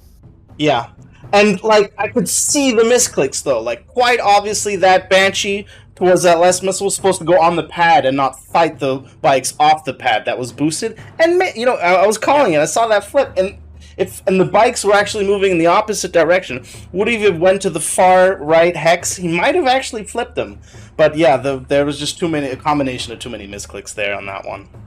Yeah, Rivals is a tough game at the end of the day. Yeah. I mean, for all of you watching, of course, you're probably watching this going, yeah, well, I mean, I do that all the time. Like, and these guys were pretty good. I don't even measure up to that. If you're feeling that way, don't worry. It's just, Rivals is a pretty tough game. And you're going to see the best players do that too, because, yeah, well, it's a stressful game. There's a lot going on, and you have to play it right to win. And obviously, the person who makes the least amount of mistakes is the one that came out on top, which was Coinbird in this case. Indeed. So this next map has a German name. Can you guess which one it is, Jeffrey? Oh, of course. It's a great map. Actually, this is a map we don't get to see that often anymore, so I'm excited. That's true, and I like it. And it's good for Giga equally and Inferno, right? It's kind of like the flipped open. It's like a flipped open water. Am I right? That's exactly right. And yeah, that's exactly what you're seeing here. So we're on Rorschach. I hope I pronounced that correctly. And yeah, so in this case, Coinbird winning game number 1. This means Eugene has picked the second map. So it's kind of interesting, right? Half and half actually is another map where both of those decks work pretty well, like Giga with its 2 range and then Inferno, especially with the bomb and the fire hexes. You can create some real choke points. On this map, not quite the same in that sense. Of course, it's all about the pads, but both decks, like you say, work very well. And here, very interesting that Eugene has switched over to APC. Yeah. On this map, man, Inferno's gonna wreak havoc, I think, on Eugene. It's not gonna cut it. I agree. Yeah. I mean, it's doable. Yeah, we always, my predictions always go wrong eventually in these tournaments. Of course. But like, I mean, it's just too good for Inferno here. Unless he keeps the pressure and gets hard kills or something, those are those wild cards that switch it up. That's right. All right. Well, let's kick this off. So here we go. Eugene and Coinbird, game number 2, and both players not opting to go Harvester first. An interesting change. I always like to point that out because I always wonder, when is it smart to do that? And I think probably for expensive decks it might make more sense. But in some cases, it is good to get that early map control, especially if you're playing something like Tick Tank or whatever. But anyway, so both players are doing a mirror here as far as their opener goes, and really, we're just going to see a bit of a stalemate to start off with. Bit of a kind of a pop cap almost here, but like Coinbird's not moving in either. I don't know what they're doing here. Yeah, we do see that lone militant just sitting, militant sitting there, and it won't go down. Of course, in terms of combat, it does make sense not to take that down. You want to focus on the more healthy units, but we do see a little bit of pop capping going on here. I hope that's not intentional. That said, though, I mean, it's not like they kind of pop popping themselves. Right, that's exactly what I mean. So here we go, Orca clearing down that militant with only one missile. We got the boosted lasers coming in. Chuggy's going to clear up those riflemen. Is it going to be quick enough, though? It's in time! It's in time! So close. Wow, that was really close. The boosted lasers nearly got there, but just couldn't do it in time. And, Eugene takes missile number 1. Oh, maybe get some value out of the Orca? No, okay. Yeah, it was an expensive first missile. But, like, if Coinbird gets cheap Infernos out now, then it's gonna go down. Because you need APC to efficiently get rid of these lasers. It's just so risky. It's a bad time. Fighting lasers with drones and riflemen while the Orcas chase down the Chuggy, as we're seeing here. It's really hard to do. It's not cost efficient. You want to transition to APC. That's the comfortable map position that this deck kind of bathes in. So Eugene dropping down a strong arm turret and putting some more pressure onto the Harvester. Going to clear it out with one more volley, and there it goes. But it doesn't really matter. Coinbird now has an extra pop cap and lots of money, so this might actually work against Eugene. Having said that, now we got the stealth thing coming out. We got double laser coming up onto the middle pad. The drones, of course, aren't going to do anything. The Orca coming in as well, almost getting rid of the stealth tank. That could have been a big problem, but never mind. Just wasn't timely enough. He does manage to clear the stealth tank, but again, Coinbird had time on his side, and he comes back with missile number 2. So he did lose a missile there, but he did get a Harvester, and that will give him that little bit of an edge to make the APC. And now he's gonna have a much more comfortable time fighting this combo, because then you can use Pitbull. Finally, you're no longer stuck with Orca and fighting air. You can deal with infantry with the APC, and the Pitbulls chase down everything else, including the Infernos.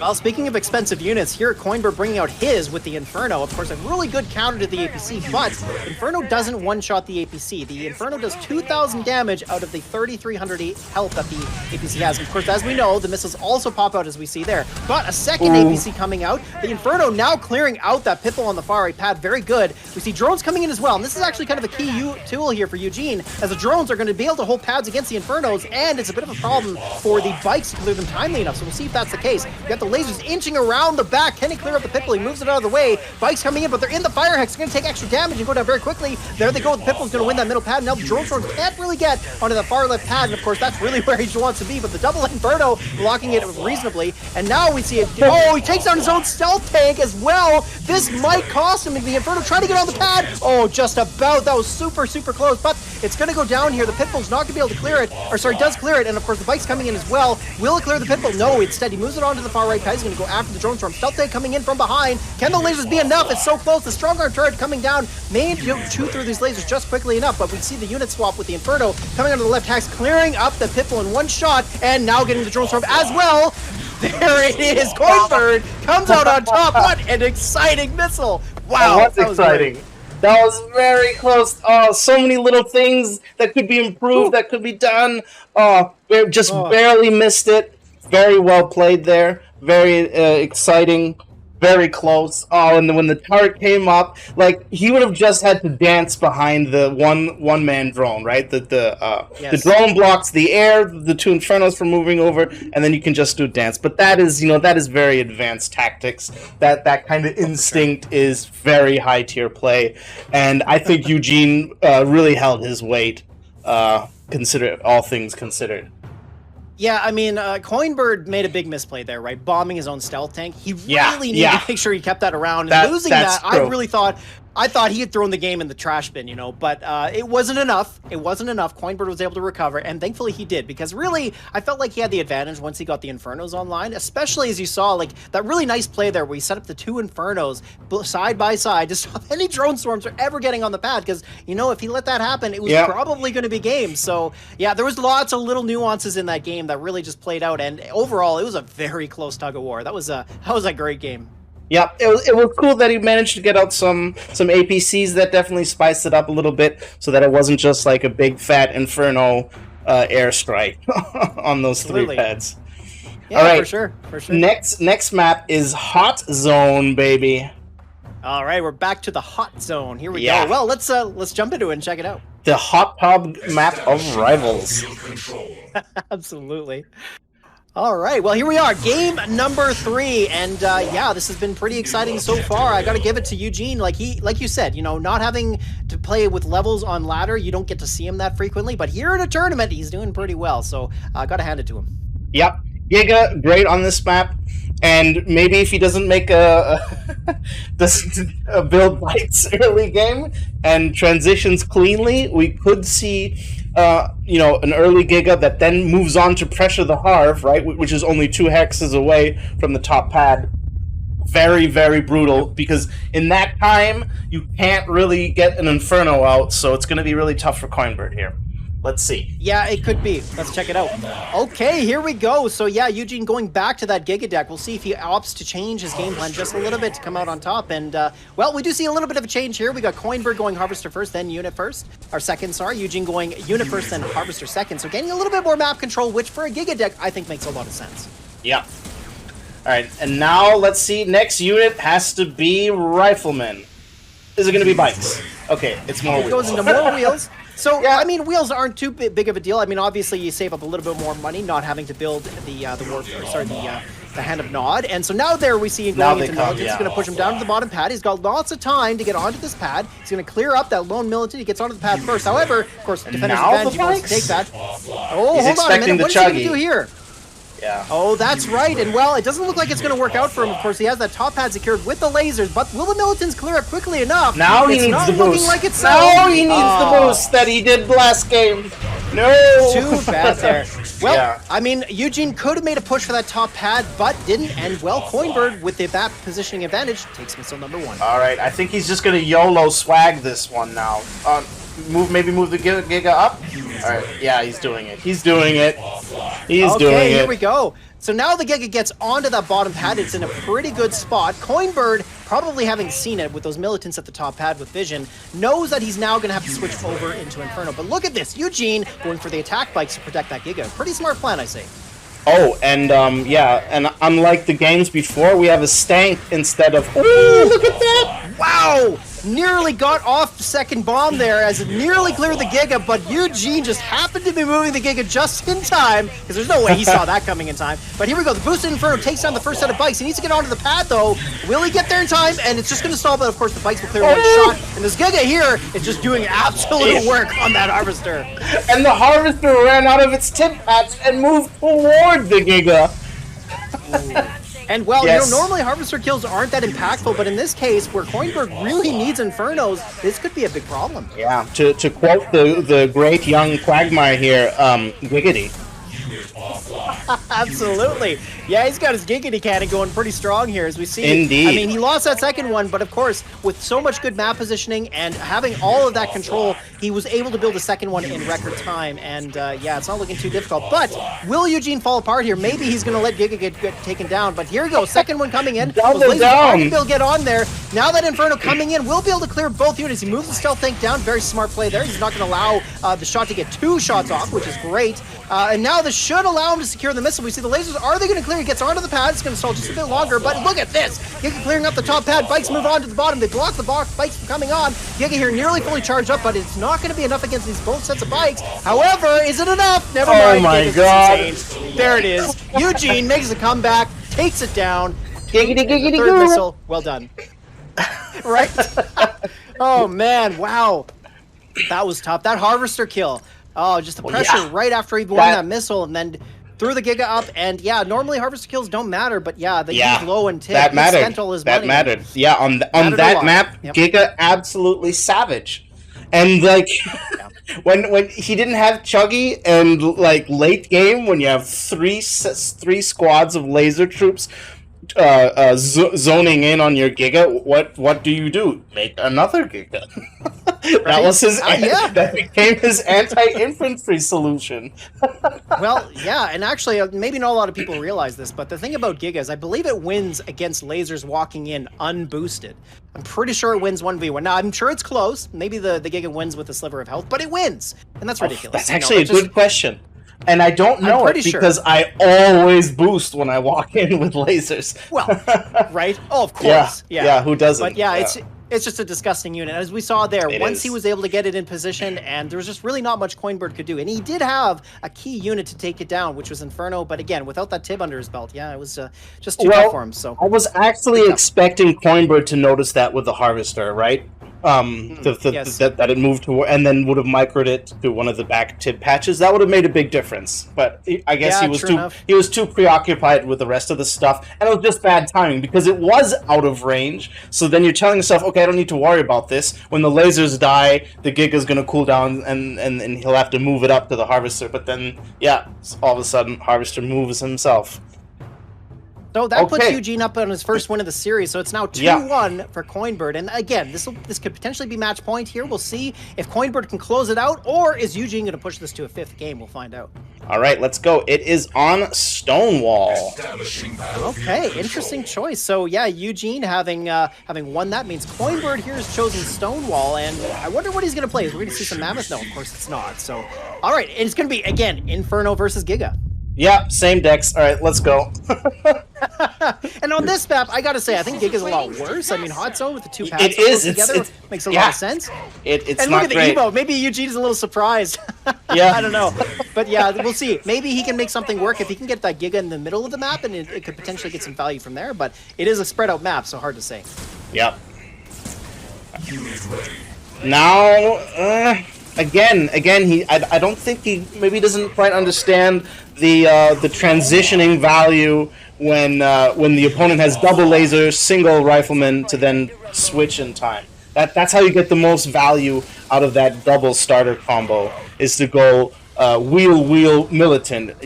Going triple wheel really only cuts it if you get if you can 3 versus 1 or if there's a choke. Bit of a change up here for Eugene. He's gotten that Gig out really early, but it is a spread out map, so it's hard to say if he's actually going to get onto that top pad. But nice movement from Coinbird, getting the bikes and the militants in the way. That's going to be enough for him to score. Wait, I thought he was going to push the bikes on there, but didn't matter. That was enough time there for Coinbird to take pistol number 1. Yeah, while Giga does melt infantry, it cannot get through a healthy squad of riflemen that quickly. For sure. Yeah, there was no way that was happening. Well, and Eugene really did need to push a little bit harder there on the top pad, like get his militants, as you were saying, and really take advantage of that cheap tech switch. But so far, really haven't seen that play out. And we do see him now switching into militants, but this Inferno here, let's see what's going to happen. Is he gets the boost on it. It looks like he's going to take out the bikes. All right, so he's done that. Now the bikes are going to sit there and defend it, but it is low health. So a bit of a liability there for Coinbird. Yeah. This is just like, you can see the massive difference the map actually makes in the same decks. And with the same players. On a different map, Giga would have been open water, Rorschach would have all played very differently. But here, look at this 1 HP Giga struggling for map control. Did you see that? Oh man, that Giga with the boost actually just cleared those oncoming bikes. Holy smokes is right. And we see Coinbird very smartly, he backed that Inferno off, dodging the bikes. And, he's going to play the game on the pad. No, he does not. As the bikes do manage to get on there, Coinbird stalling the missile just a bit longer. He's got double bike, but of course we got a boosted Giga coming in hot. It's going to clear up these bikes. He doesn't really have enough firepower, but he moves it onto the pad. Not sure if that's the right play, but it looks like it's going to go down. And yeah, it does. So he loses it to the bikes there. Got Stealthing coming in as well. And now with the lasers in tow, looks like he's got it. Yeah. There it is, you folks. That is game number 4. Taking it down 3-1. Coinbird wins that series. Well done. So where does that put us right now in terms of this series? We played 3 matchups so far. Does that put Odin's Misfits up 3-0 so far? I think so, yes. So I guess if that's true, technically Odin's Misfits here has won the series, but that doesn't matter. We've still got 2 exciting series to show you, I think. So of course, stick around. We're going to show you some more excellent Rivals action. I'm very torn because I like both alliances. I don't know if I should celebrate or not. Well, you know what? It's just a great game amongst friends, right? And, regardless of how it all pans out, at least, like you say, we get to see these players shine in their best light because there's no levels here to speak of. We get to see some players that we normally get to see of. I mean, how often do you get to see our next matchup, which is going to be Wada Shang versus Kerno 88? Almost never. But here in Alliance Wars, you get to see that. So that's what I love about it. I think maybe, especially in this match now versus Coinbird, Coinbird is such a strong player who's been playing for so long. I think it makes sense to want to play the strongest units, right? And that is obviously Giga. But we just saw that a lot of key instinct was missing. Like when the Giga went onto the pad after it was boosted, it could have sat off the pad and just cleaned up.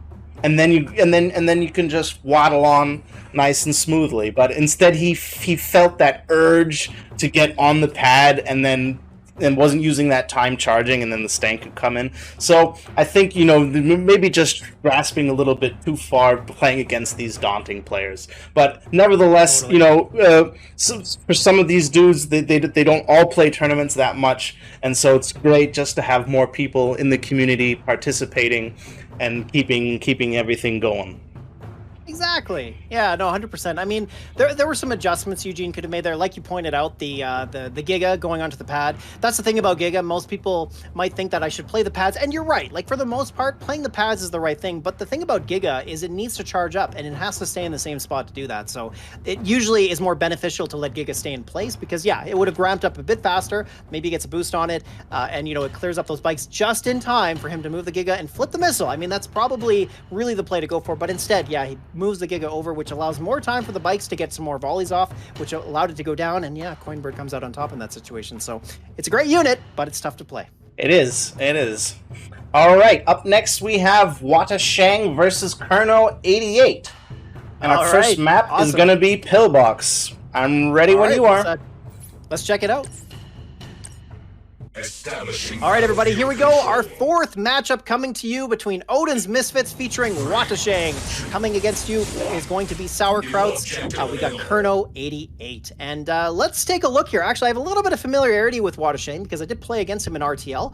And I believe this deck that we're seeing here, which is pretty much Jade, Mutant, Chuggy, is not an unusual deck for him to play. Sometimes he switches it up a little bit. I believe sometimes you'll see Bikes instead of Phantom, or Stealth Tank instead of Phantom. But more or less, he sticks to the key units of Militant, Laser, Mutants, and Chuggy. And actually Laser Jones as well. He likes to keep that in there too. Always Jade, right? It's always Jade. Yes. Always. He loves Jade. He sure does. Yeah. I mean, hey, she designed a great missile, didn't she? Yeah. I bet his toilet is made out of jade stone. Oh, yeah, maybe. Well, Watashang has the levels on ladders, so hey, yeah, it could be, right?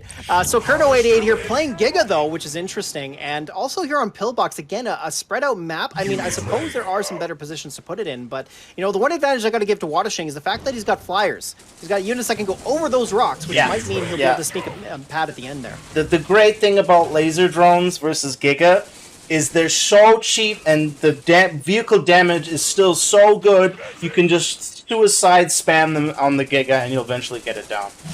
And they're a cheap flyer for 20, right? So. Yeah, exactly. And then because the Giga player is usually relying on the Giga so heavily that if you bring in your armor after that, it's like over, right? He can just move in with Mutant Chuggy once he's laser droned the Giga, and then he'll catch Kerno with his pants down.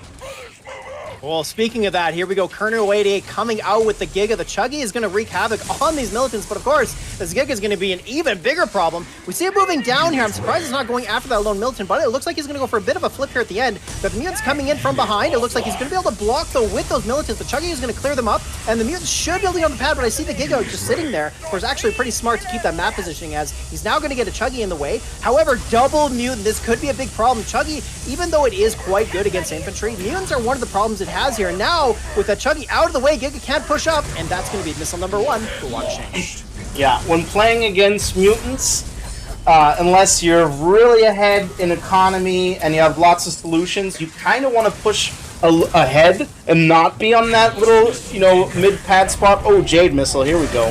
Here it comes, look at that! Oh man, that was a good Jade Missile, nearly taking down the base entirely. Oh yeah, and now I think the Mutants are going to just finish it off here. This is kind of what it's looking like? Not quite. Almost, but it does put Kerno in a precarious situation, as he needs to be very careful about allowing anything getting over to his base. Now, Watashang here doesn't have a ton of money to try and go after the base just yet, but it sure isn't going to take much, and he has that first missile under his belt. Oh yeah, this is looking very bleak. Very bleak indeed. The Giga needs to charge up. And then the laser drones are... Yeah, this is over. Yeah, you know, I gotta say, one of the things I really enjoyed there was the Giga getting pushed back against the base. I think we all just love to see Giga look a little sad, don't we? Indeed. But yeah, you're indeed. right. There was no way for him to really come back. I mean, the mutants, once they got into position and in numbers, that was the key thing that Wadashing did there, is he built 2 mutants and not having to rely on just a single one. That meant Chuggy was going to have a really hard time chewing through them. And then also importantly, the Giga just couldn't maintain any value. So yeah, that was very tough there. I mean, obviously he didn't defend the Giga well enough. They didn't really get enough lasers in front of them. That's kind of where you want to be, because then the mutants can't chew through them as quickly. But still, yeah, it was just overall really tough game. And got to hand to Wadashing. Nearly got the base kill. I kind of don't want to say this because I don't want to give people advice on how to play Giga. But well, the key mistake that Colonel made there was being scared, being too passive and falling back. He saw the first mutants and the Chuggy, and then he kept falling back with the Giga. First he was on the pad, then off the pad, in between the 2 right pads. What you want to do if you have the initial map control, because he did that, right? At the beginning, before the first mutants came out, the Giga was cleaning up. The Chuggy was almost dead, cleaning up all the riflemen. What you want to do in that position is get cheap blockers and maintain a very offensive map position so that whatever unit comes out will keep the charge on your Giga, because that's when you can melt stuff. Then you can get rid of the Chuggy instantly, even by the, just split beam damage even. And that was his mistake there, is just being too passive with the Giga when he actually needed to be offensive. Yeah, totally. Like when you saw, when the Chuggy was coming out and then we saw Colonel respond with the Giga, it was just like, oh man, Wadashing is not having a good day today, because yeah, the Giga was just the perfect response, and that on top of that, it was going to allow him to get into position a bit early, and as you said, if he had defended it a little bit better and kept an aggressive position with it, like just dumping some lasers in front of it, I mean, it's really hard for Wadashing to potentially break that. I wouldn't even do lasers, like even bikes, even if you lose them, because it's not about what you put in front of the Giga, really. It's just about maintaining that charge and just dancing with something in front of it. If you maintain the charge on the Giga, it will very quickly melt the mutants. But if you have to push back and then lose the charge, then there's just almost no coming back from that. Absolutely. All right. Speaking of coming back, let's move into game number 2, and well, let's see if Colonel 88 can get it done. How about another map riddle, Jeffrey? Sure. Okay, this map is named after a milk product. You put it in your coffee. Oh, okay. All right. Half and half. I can see it, so. Yeah, right. Oh, you can see it. I forgot. Yeah. I forgot you can see it. I think you're right. Oh, okay. You have to look away from my next. Chat there. Yeah. But anyways, for the chat. So yeah, game number 2 here, and well, we're not seeing too big of a change, except from Colonel. He's decided to go from one meta deck to another as we see him playing Inferno, but interestingly, instead of running Chuggy and Stealth Tank, he's chosen Phantom and Flamers, which, I don't know, I'm not too sure what I make of that. I mean, I guess the Flamers are a bit cheaper, but losing the Raider on the Chuggy and just, Chuggy being so strong is such a great thing, especially as we see Wadashing and what he's playing here, which is Chuggy Mutant. I mean, I don't know if, I think that's part of the reason you don't really see Flamers in the meta, right? Yeah. I know, this just looked like a subpar meta deck. It kind of does, yeah. And, well, again, a lot of what we see in these tournaments is people play their comfort decks, and so perhaps Colonel 88, sometimes people don't like to play meta decks entirely. Like, they like to change a couple of things here and there to make it a little bit more unique, so that they're not really just playing the, the cookie cutter decks that are out there. So maybe that's the reason here. But either way, I'm not too sure how this is going to play out here. It does look like Colonel 88 is going to have a bit of a tough time. Yep. And now we're going to see the good old Wild Wild West standoff until Chuggy, which is benefiting Colonel because he's planning to go Inferno spam, and then if we see an air battle of the Phantoms, and then just who wins the air war, and then the Inferno spam cleans up the rest. Could devolve into that. Well, we see those lasers trying to clean up the Harvester, but of course they're not really going to get much value with the Chuggy running around. So here, Wadashing in a pretty good spot. He's got the laser with the Chuggy, but bought enough time there for Colonel 88 to get to that Inferno. He is playing double Harv, so with that extra economy under his belt, he does get there a little bit quickly, but is he going to be quick enough to get on this pad? See here, it gets bomb off onto the lasers, exactly what he needs to clear, because now it's going to hold the pads. But we got that Chuggy coming in from behind, and a Phantom coming in as well. It's going to one-shot that Inferno, which means it's going to be a huge value game for Wadashing. And on top of that, missile number 1. Yep. Now it's not looking too good. Perno has to get some stuff done with these bikes in order to clear the air for the Inferno. Maybe go for an half kill if that's what he wants to do, and then make some Phantoms of his own. But I think we might see a counter by the mutants here. Oh, but he doesn't have boost. That's right. He's playing Jade. Never mind. That's right. That's right. So, yeah, and so far we've only seen a couple of Jade missiles this game, and Watershang, having won that first missile, puts him way up ahead. And this isn't exactly the best map to go for a Jade base build, but either way, I mean, I gotta agree with you. Having the booster would be really nice, but however, maybe we'll see a strategic Jade missile. Yeah. Watershang just already has everything he needs to beat this deck, right? The Phantom is idle, the mutants are in position, the Chuggy's in position. Colonel is fighting an uphill battle. He is, and well, he's going to try and turn things around here with this Inferno in the boost, but that's unfortunate because now the Phantom will one-shot it. Here it goes, and there goes the Inferno. Very big loss there for him. Now with the middle pad secured, he could get the bikes onto the pad, but it doesn't matter. He's so far behind, and well, there it is. Watershang takes 2-0. Again, I have to repeat myself, lacking some of that rival's instinct where you boost after you take the Phantom hit, right? Because the Phantom doesn't one-shot the Inferno, and then you boost it afterwards. But if you boost it beforehand, and you get caught with your pants down, then the Inferno goes down as well.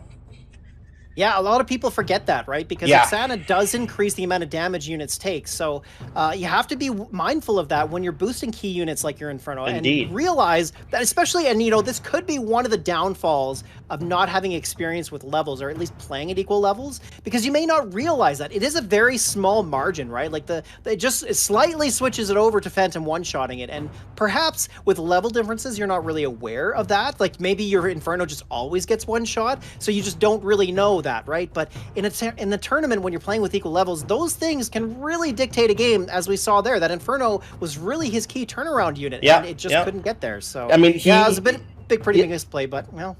Yeah, exactly. Especially when you've been planning that from the start of the game. He went double Harvester quite clearly to be able to spam those Infernos, making them his key unit, and then they didn't pull their own weight. That's right. Okay, so we have another game, and this time it's going to be the 3 Sentinels. That's right. Speaking of 3 Sentinels, this is match point for Watershang. He's won the first 2 games. Going into game number 3, if he takes this, well, that means that it's going to be the game over. But, hey, you know what? That's the thing I love about a best of 5. There's always a chance to turn this around. You're never completely down and out, especially in this format where we're double elims. So let's hop right into this one. As we get into it, we see Kerno 88 switching over to APC. This is the classic Suzaku GDI APC deck, which, you know, not terribly strong these days. The nerfs to it in the last balance patch, which was, gosh, in the ancient times. I don't even remember when that was. But, you know, back then, APC was pretty good, but after its nerfs got a bit weaker. But having said that, the one thing that could work really well here for Kerno 88 is the fact that Watershang doesn't have bikes. And Kerno 88 has drone swarms, which could be a pest for those mutants. Bro, that is a very good point, Jeffrey. This deck has taken so many nerfs, while the Nod deck has remained the same, but the omission of bikes and Phantom being an expensive unit means that if Kerno gets a little bit ahead and keeps that advantage, he might just pull the game. I gotta say, and I gotta like this using Strong Arm. It can create great choke points here on this map. You know, you got that single lane around the missile silo. So I really like this choice here from Kerno 88. Well, let's see how this plays out. So Kerno 88 and Watershang both going Harvester first. We both see them going with their opener unit, which is Militant Rifleman. Of course, that's pretty much how every game's played out so far. But Watershang here now moving over into his War Factory, which means he's gonna tech switch into Chuggy, and that means Kerno 88 is gonna respond here with Pitbull. I don't think I've ever seen Strong Arm on this map. Because it's not a Tiberium League map, I only ever see it in tournaments, and Strong Arm has not been popular in tournaments, right? In most tournaments, especially towards the upper games. And like, who requests this map, right? You kind of have that. It's a unique thing with this format. So very smart there for Wadasheng to hold off on building his next unit, which he decided to go into mutants to counter the Pitbull. So he didn't go into his Chuggy right away, as he knew he didn't have that versatile unit of bikes to try and counter more than one type of matchup. So very smart there for him. Looks like these mutants are going to clear up the Rifleman on the top end. They do. The Strong Arm turret comes down, but of course it just moves the mutants off. But the Drone Swarm's coming in hot. Again, being a bit of a menace here without Wadasheng having bikes, but the Chuggy does get on the far pad, and the flip on the bottom left. The lasers win against the drones and gives Wadasheng missile number 1. The turret was attacking the Harvester for most of that. There's a lot of little tiny mistakes there, unfortunately. For sure. Well, it was kind of a bad placement for the turret because, of course, he was trying to clear out those mutants, but it wasn't in the spot where it was going to guarantee damage against the mutants, and so once the mutants moved away, it retargeted the Harvester, and it just lost a ton of value in there. Yeah. Kerno needs to be massing Orcas and drones here. Just lots of drones on all the pads, and then you can make an Orca for wherever the Chuggy resides. That would have been his win condition here, but I think he's having a little bit of trouble recognizing that. Does seem to be the case, and we see a Harvester getting a little bit of pressure there. Oh, it actually does manage to get a missile off to clear out the Harvester. Not that it really matters too much. I mean, both players are pretty low in economy. So, okay, Phantom coming out kills that Orca, and that is a big problem for Chrono88. Of course, like you say, he does really need to get these the Orcas and drones to gain a lot of value and try to win this matchup, but with the Phantom hanging around, that's going to be a big problem. Yeah. The APC is what he would have needed an entire missile ago. Unfortunately, it's too slow to get on the pads here. Well, it was a little bit too slow, but actually doesn't matter here. Wadasheng going for the base kill and gets it. And there it is, folks. That concludes this series because Wadasheng is taking it 3-0, giving Odin's Misfits their 4th victory in this exciting matchup. And, well, that concludes our first Alliance Wars. Whoa. Sorry, not the first matchup. There's going to be more, of course. We have one more. We have one more. Yeah. Oh, we do have number 5. Okay, sorry, hold on. I misspoke there. So we have the 5th series as well. Oh, perfect. All right, we're going to say Bia played. I'm excited for that. Great. It's Bia versus Hades. All right. Nice. Yeah. So that's great. We actually get to see Bia play a little bit. I mean, I was a little sad there because I thought we were getting to the end of it there, but great. No, we get to see Bia play a little bit. Yeah. And, I think we all know how good Bia is, right? Like, we see him quite often, even though he's ranked, 46 as I see here. He's definitely of the top players, that's for sure. But the Achilles heel is that he will never change decks. That is correct. Yeah, so, you're right. Yeah. Anyone can exploit that. Let's see if it happens. Exactly. So here we go. We're going to get onto our 5th and final series of this exciting matchup between these two teams. And it's going to be Bia from Odin's Misfits versus Hades from Sour Krauts. Let's check this out. New mission received. Alright, Bia's deck does not require much description. Right? We all know it. But it's just basic Scorpion Flame, basic right? Bia, yeah, exactly. Yeah, he plays it well, of course, but it's always the same deck. Whereas Hades here playing Chuggy Flamer, Laser Bike, and Shade. That's unusual. Yeah, this is a really weird deck. I mean, I don't understand the use of Seth. He has Flamers in the deck, and especially right Chuggy? now with so much Chuggy. Yeah, but he is against Bia, right? So he knows Bia is not going to play Chuggy. So I guess he has that under his belt, right? But I gotta say, I'm not too sure how this is going to work for him. Me neither. But it is a nice big map, lots of places to Seth. That's true. Well, and that is the advantage of Seth, is that's the fact that you can get onto a pad really quickly, and that works really well on a map like this. But yeah, we'll just have to see if it actually pans out. I mean, that Shade is a bit of an odd choice too, and he doesn't really have. He has a lot of weird unit rolls. No tank as well. No tank could be a big problem. No tank, yeah. But maybe the Shade goes to town on Bia's tank because Banshee is kind of bad. Right. True enough. Okay, well, Hades here getting his first set of bikes out, clearing up these wheels using bikes and lasers, and Bia tech switching over into tank. Not unusual. Generally, the way Bia plays is he goes into War Factory and stays in War Factory, and what he tries to do is use the wheels as a bit of an advantage to take some damage while the tank cleans things up. And as you see here, with the tank and the wheels to support, he's managed to clear out those lasers. So now, all he needs to do is just secure those 2 hexes, and he's dancing that tank back and forth. There we go. Bia takes it. Missile number 1. Classic Bia. He loves to get that tank out as soon as possible. If you would let him, Bia would go tank first. Absolutely. For sure he would. But you know, you got to give it a lot of credit for doing that because not a lot of players do that. Like you often see people tech switch very early, but Bia, he knows how to use those wheels to really good effect. Like he was able to get a little bit of extra damage from the tank shooting against the lasers, and the wheels with their high DPS, it was just enough for them to win that matchup. So yeah, you got to give Bia a lot of credit for doing something a little bit unique that you don't get to see too often. Because he plays the same deck so much, his decision making is always spot on. He's played all of the units. He's matched up against all the units. He always knows what to make. His decisions making are always correct as far as the deck allows it, and it's just so fast as well. Well, speaking of that, we see double flame coming against double laser, and well, the missile timing isn't looking too great. He's not going to be able to push on against these lasers, and gotta say, I think that's it. Yeah, taking it. Missile number 2. Did you see the way those flamers moved down when he saw that the tank could hold the top pad and bottom needed support? That, you know, that's what I mean. That instant reaction time, because he always knows how to play that deck. Yeah, you're right.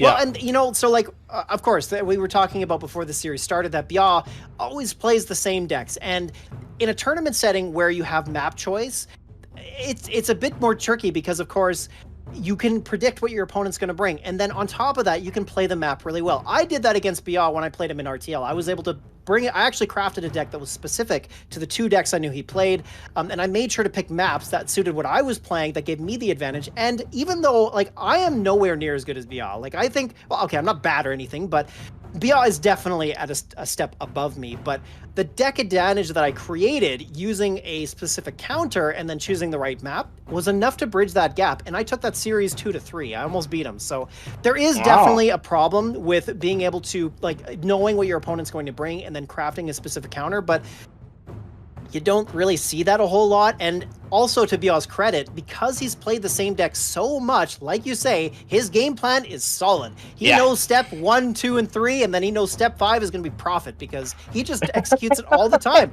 so well. And that's what we saw there. We saw him play the same game plan that I've seen from him, and, well, it just works. You know, why change it if it ain't broke, right?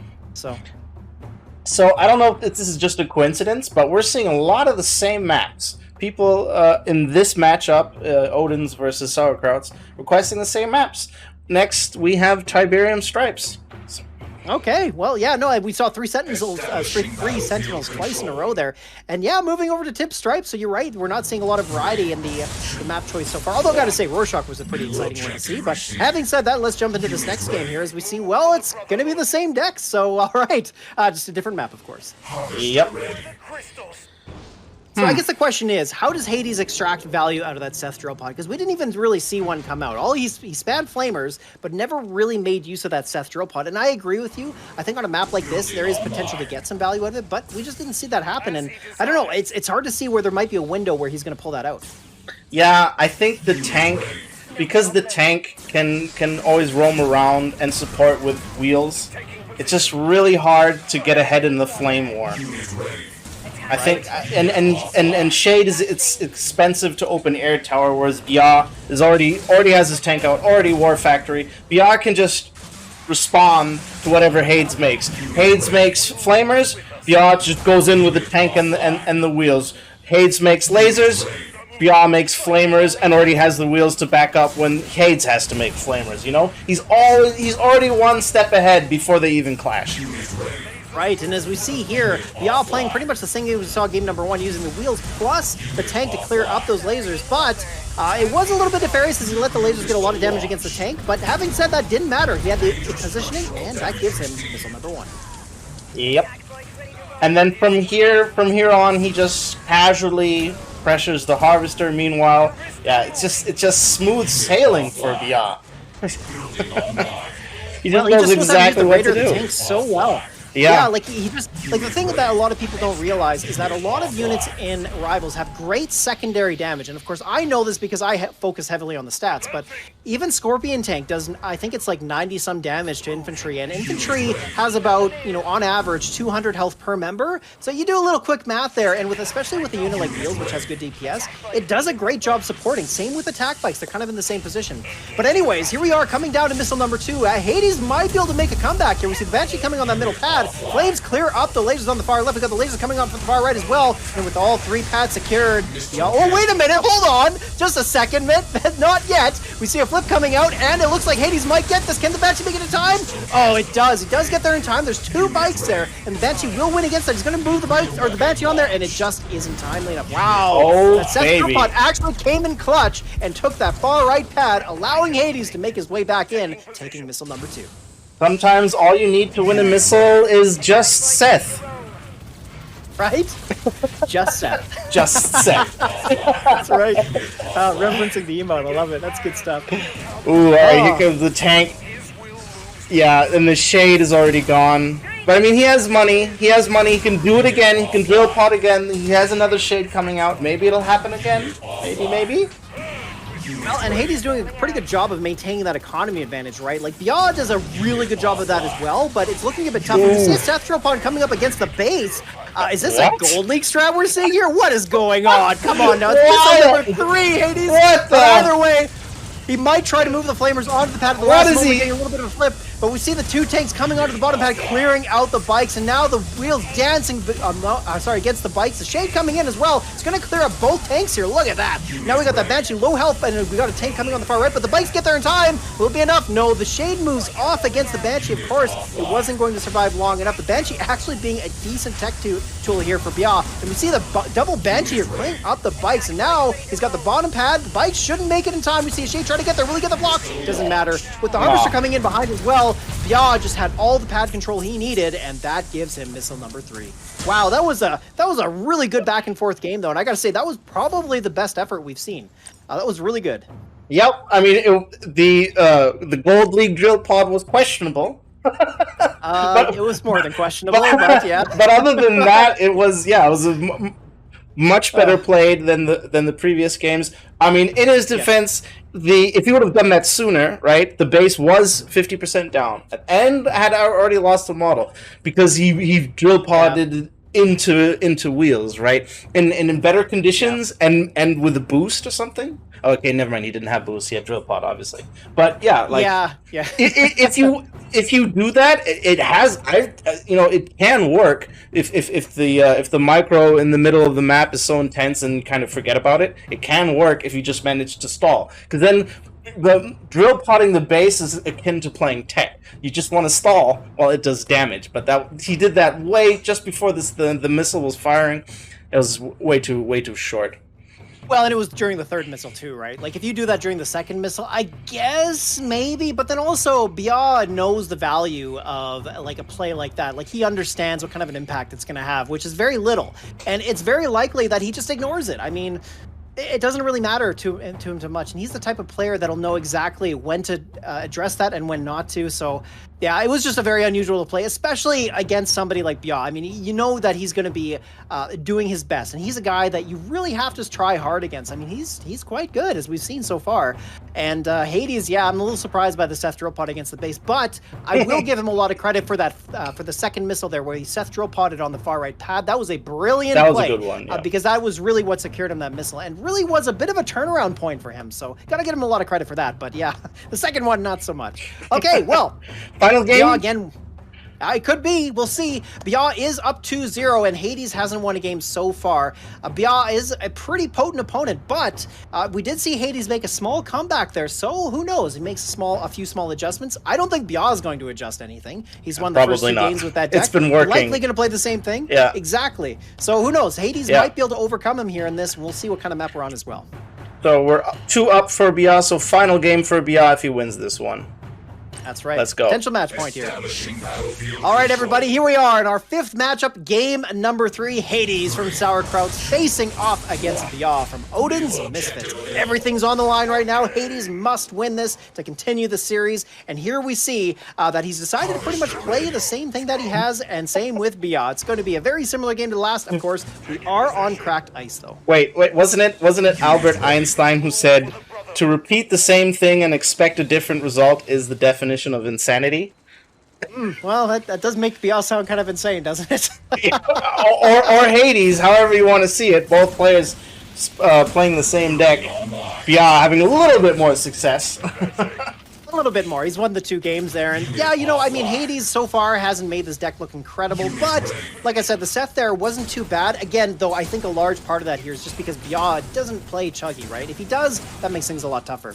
Oh, yeah. But, okay, here we go. We got the first missile coming down, and he's cleared that bottom pad with the wheels. Bia, surprisingly, not going into tank here. Opting for a faster answer with the bikes. He did split up his wheels between the top and middle pad. And here we go. Tank coming in hot. All right, that tank's going to clear up the bikes, but we got a Seth Tripod coming up. The wheels do move up to block it. Tank comes down. He's going to get another shot against the bikes. And now the wheels coming in as well. He's going to do the same thing he's been doing every other game. And it looks like he should be able to clear that middle pad and take it. But we see Hades now moving bikes down to the bottom. Will it be in time? Not looking like it's going to get there. We see the tank move against the bikes. And, well, there it is. Bikes attack bike volley there goes in 4.25 seconds. So it just wasn't enough time for it to clear the wheels in enough time. And that gives Bia missile number 1.